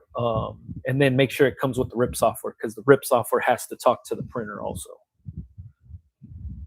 How do you like the True Spec cat press? I love that thing. Is it better than the old one? Way better than the old one. I checked the HPN website and they're still sold out. This is the reason why I like the True Spec cat press. Slide out drawer makes things easier for myself. Some people don't mind working underneath the heat. For myself, I don't. It also has the double heating, like the bottom heats up and the top heats up. This is good for doing patches, but then I notice it's also good for doing t-shirts. Like when I do the neck labels, I no longer have to use the Teflon cover on there, how I used to on the old one, because The bottom, I'll set the bottom to like a low temp, like let's say 100 degrees or something like that, where it'll barely melt the adhesive. But then the top one would be the actual 320 or whatever it is, and it gives me a solid release because it's heating from the bottom and the top. Then I no longer have the issue with using the Teflon sheet no more to buffer out static, because that shit's it's melting it already when it's on there, adheres perfectly, and I could press like at a really light pressure when I do it, and it works out pretty good. I mainly use mine for neck labels, but then I do hats, transfers, and stuff like that too, and it helps out. Main reason it helps out is it doesn't crease the hats. I did a bunch of foam truckers, and I don't know if you ever pressed a foam trucker, but sometimes it leaves that little indentation from the press. The way that that bottom platen is curved and it fits any size hat, the when the press comes down, it doesn't leave any like smash marks on it, if that makes sense. But I love that thing. What do you think about Alibaba Expo coming up? I never even heard of the Alibaba Expo. Sounds cool though. I've never heard of it though. Superb Herb. I just bought the HPN Craft Pro 15 by 15. When I try to make sure both sides of the shirt are even by pulling on the armpits, it's hard to move the shirt because of the pad. Do you suggest removing the pad? No, you need the pad. Keep the rubber pad on there. What you need is a cover. So Heat Press Nation sells a base cover. I use the cotton one, the cloth one. If you look on all my heat presses, there's that cover on there. And I buy them from Heat Press Nation. They make them specifically for their presses. Um, so it kind of grips the shirt, but not as grippy as the rubber pad. So leave the pad, but put a cover on it. JDS Supply has tons of laser products. Hell yeah, appreciate that. Love the content. Thank you.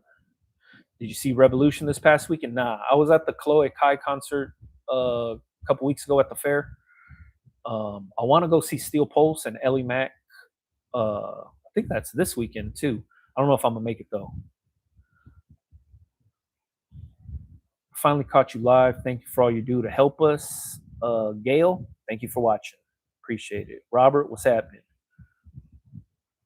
Bro, I watch a guy rebuild watches. Yeah, man. Watching process videos, we all do it. I watch carpet cleaning videos.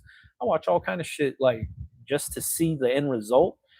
Um, it's entertaining. That's basically all you watch it for, is it's entertaining. How are you doing with the post bed? I don't really use the post bed that not much anymore. My patch business, like putting patches on hats, kind of like came and went. My customers don't really care for it as much anymore, so I have no real need to make a bunch of patch hats if they're not buying them. For a while, we're doing them on the surfer unstructured hats, and that was doing pretty well for us. But then, they just kind of lost interest in them, so we haven't been doing too many of them. What I wanted to start using it for is putting like the Hawaii flag and stuff like that on trucker hats, just because the old timers like wearing that kind of shit. So I wanted to start doing that, but I haven't used it much, only because we haven't had a need for it lately. What about if I have numerous different designs? How does the algorithm work with that? Show all those designs. You should be, if you have a bunch of different designs, you should be showing every single one in a fucking video of you pressing it on a t-shirt. You would need to be able to just show what you can do. Like, you know what I mean? If you're doing a bunch of different things, I would just start posting every single design you got. Put it out, put it out, put it out. So then the algorithm can understand that you create t-shirts and put it in front of people that would be interested in one of the many designs that you offer. You know what I mean? For perfect example, my t-shirt, the West Side shirt. There's not a lot of people from the West Side of anything. It speaks to people out here because we live on the west side of the country. We're on the West Coast. It speaks to them. But I'm not worried of just targeting them, because you could live in fucking Idaho and be on the west side of Idaho and it might talk to you too.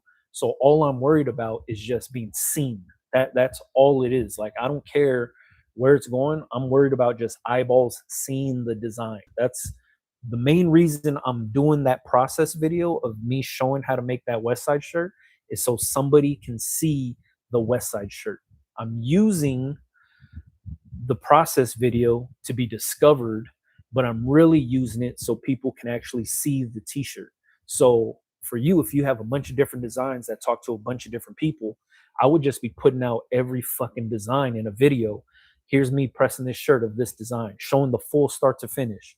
This is the t-shirt, this is the heat press, this is the transfer. It might sound repetitive. Look at on my Instagram page. It's very repetitive, but the same people aren't watching every single video that you're putting out. Like I said, it's getting discovered by people that don't even follow you. That's what you have to be making the video for, is the people that don't follow you. You're making the video to be discovered so somebody could find out you exist. So if you have a million different t-shirt designs, I wouldn't post nothing but you making each and every one of those designs all the way through. I'd be posting fucking every day, a different design a day, every fucking day. What that's going to do is it's just going to put you into the faces of somebody that's watching you make these t-shirts, and those designs are going to speak to the people. You're giving them a chance to see that your design exists. Just posting a picture of each design on your page does nothing. You're not going to get discovered. Nobody's going to see that. That's not getting views. The process of making the shirt is what's going to help you get the views. That's the car, right? Is fucking you making that thing. That's going to get you, that's the destination thing. That's going to get you to get going. The color of the car is the design you're putting it on. So people are seeing you going, but they're seeing the outside of the car. They're seeing the design.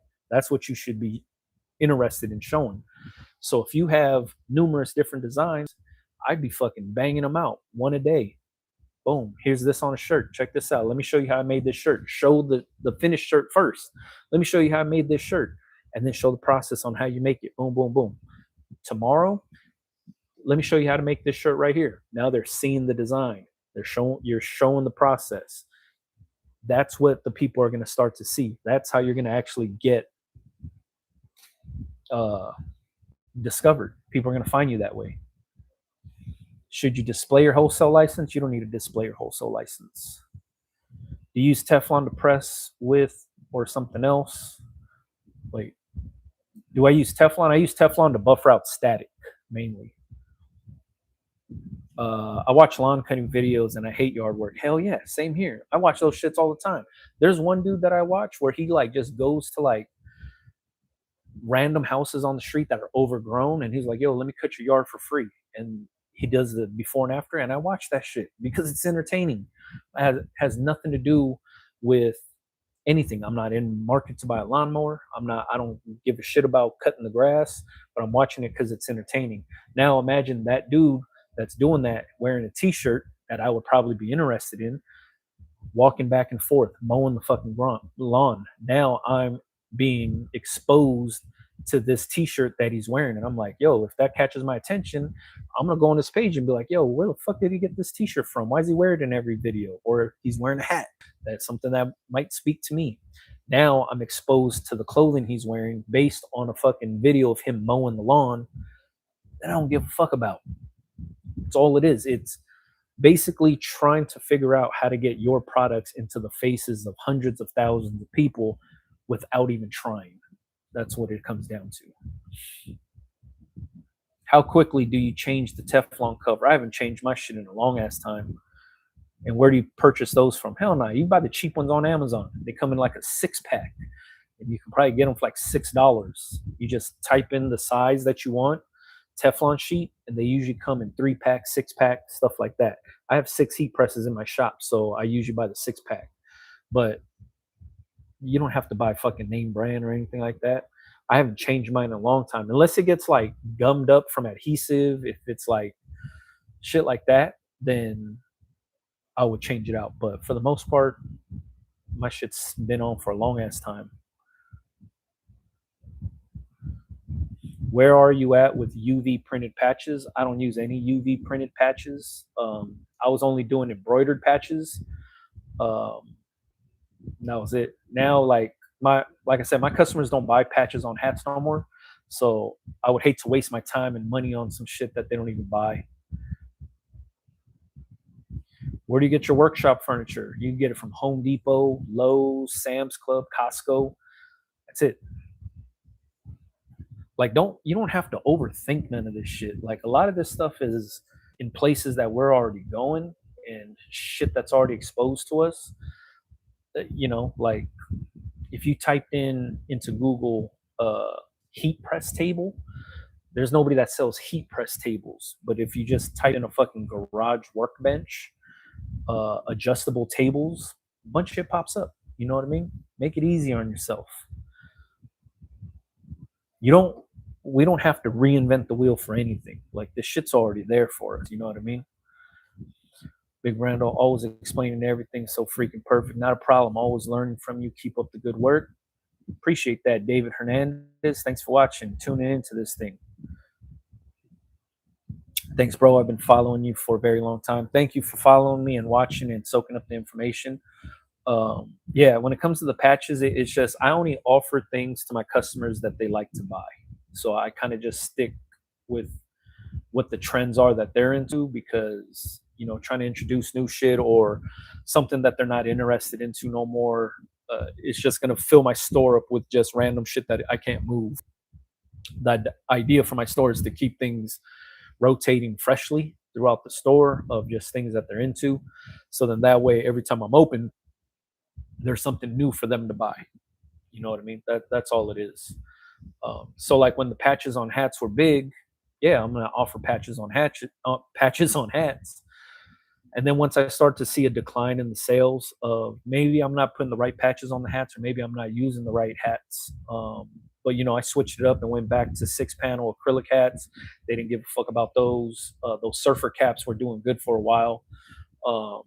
We did some 5-panel hats, and the patches just didn't move. So we're like, fuck it, we're not gonna put those out no more. It was cool while it lasted. You know what I mean? Let me see. Yeah, hopefully this social media thing helps people out or really understand how the shit works. Like, the idea isn't to turn people into content creators in the t-shirt space. The idea is for you guys to use the same strategy I'm using on showing yourself making these t-shirts, because that's how you get discovered, if that makes any sense. And that's why literally I have another page open right here. I've been working on this ebook to teach people how to create content the way I do, basically so you can actually get discovered and make the content creation portion of the job a little easier. Because the last thing you want to do is add another job to your already long list of shit you already do, and content creator shouldn't be another one. But when I'm using it on multiple different pages, this same exact strategy, and get discovered to sell things and do stuff, it makes me think, fuck, everybody should be doing this too if you're selling t-shirts. I started going to embroidery shops and offering post-bed stitching services. Fuck yeah, that's actually a good one, because not all embroidery shops have a post-bed. You do a lot of black shirts, mostly black shirts. How do you avoid getting that mark on the back shirt from the heat pad when you press it? That mark's not permanent. When it cools off, it goes away. I use 100% cotton t-shirts. This t-shirt right here was pressed on the same heat press. Do you see a square or a box on this? No, because it goes away. It's not a scorch mark. It's just some some t-shirts react differently to heat. It could just be the pigment in the cotton. It could be the type of cotton that's used. But once it cools off, it goes away. I made a ton of videos of this showing this same process. It happens like this on red shirts, colored shirts mainly. Red, browns, greens. There's big discoloration that happens on the shirts. But once it cools off, it goes away. But yeah, I sell mainly 95% black t-shirts in my store. None of them have that square. You'll see it right after you press it and like, oh shit, there's a little thing. But once you lay it down, it goes away. My workbench is $20 on OfferUp. 6-chair table made of a nice solid wood. It's like 36 by 60, works great, and a great price. $20 is fucking really good, actually. These tables are made for garages. That's where my workbench came from. I used to use this other cheaper workbench that was foldable from Home Depot. I don't think they make it anymore, but they used to make them there. It had like a standard like countertop on top, and it had a little shelf on the bottom. That table was cool too, but it was also a workbench from Home Depot, $70. It was cheap. When I first got on YouTube, I used to show those tables all the time. Just got me a 60 by 24 inch Seville table from Sam's. Yep, really nice, thick, and that shit's heavy as shit, almost up in G. That's the same tables I use. They're expensive, but those shits are heavy and heavy duty. Do you only sell on Shopify outside of the store? Yep. I only use Shopify. That's my site, bigbrando.com. And then I sell in my store. That's it. Unless I'm like at a festival or something and I'm vending, then yeah. But that's mainly where I sell. I don't sell on Etsy. I don't sell on any other platforms or anything like that. Every single transaction on my online Shopify store, the traffic is driven from my social media. It's 1000% from social media. Instagram, TikTok, Facebook, YouTube. There's a link in all of those that goes to bigbrando.com to buy the shirts that you see me making. Like this donut shirt, for example. I show myself making this donut shirt. People are exposed to the donut shirt. They click the link in my bio to buy the donut shirt. Big B always trying to put money in my pockets. That's 1000% what this channel and what this live stream is exactly for, to help people make money. If I'm making money, you could be making money. I'm teaching you guys every single thing that I do for my business that works for me. I'm teaching it to you so you can use it for your own business. If you don't want to take my advice or my information, that's cool too. It doesn't matter. I'm just trying to help somebody out there make some money. That's all we're doing. And I'm not asking for anything in return. I'm just trying to help you guys out. Let me see. Curious if your store is an industrial park type setting or is it a retail strip mall? It's both. In the back, my complex, in the back, there's warehouses and it's industrial manufacturing. And in the front, that's on the street, is retail facing. So there's both there. But yeah, like there's fucking hundreds of units on the actual campus of where my shit's at. Like there's other embroidery shops back there. There's printers back there. There's reprographic printers. I don't think lithograph, but reprographic printers there are in the back. There's all kind of shit back there. There's other warehouses that do shit. Who knows? There used to be a bookstore next to us. Right now, it's a insurance guy that's next. No, not an insurance guy. It's a tax man. That's next to us. There's a cosmetic company next to us. Who else is over there? I think that's it. I think there's a We Fix Printers guy on the other side of us. I don't know. I could be wrong. But yeah. Damn, we already did 2 hours. This shit's crazy. If you guys wanted to check this shit out again, it'll be on YouTube. If you wanted to rewatch it, all 2 hours of the shit. Appreciate you guys for even jumping on and engaging with what we have going on here. I do this every Tuesday, 7 p.m. Pacific Standard Time. This live stream is mainly for the people that just have questions about this shit and is just looking for some answers. If I could help, I will.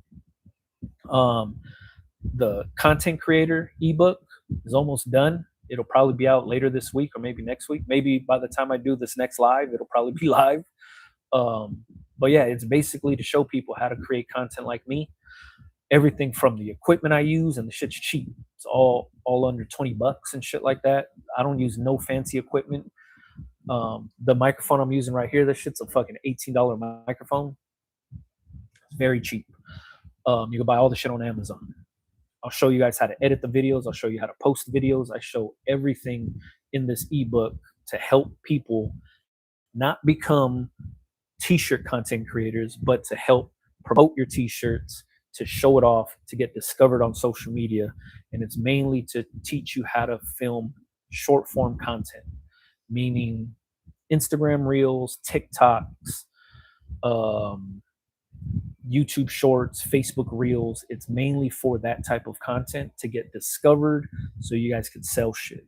Everything from teaching you how to fucking frame the shots, like where to put the camera, how to like everything is going to be basically in that book. It'll be showing you every single thing that I do to film my videos, to help you film your videos, so that way you could get discovered the same exact way that I get discovered on social media. There's already other pages that I've helped do this with, and they're already thriving and winning. So if it's working for me, it's working for them. Shit could work for you too. So everything is going to be put into that ebook with videos along with it. So then that way you have a good idea on how this shit all works, why it's going to work that way, and help you get discovered so you can sell some fucking shirts. You know what I mean? Appreciate y'all though, man. So ebook later this week, possibly next week. I'll make a YouTube video about it. And then that way we could get a better understanding on why it's important to do this kind of shit. All right. And then if you wanted to tune into this shit, ask all the questions after you get the book and you're still like, man, I don't get this shit. Tune into this. Ask the questions here. I'll fucking break everything down for everybody. All right. Appreciate y'all for actually like staying on for 2 hours too, man. That's dope as hell. Catch you guys next week. Peace.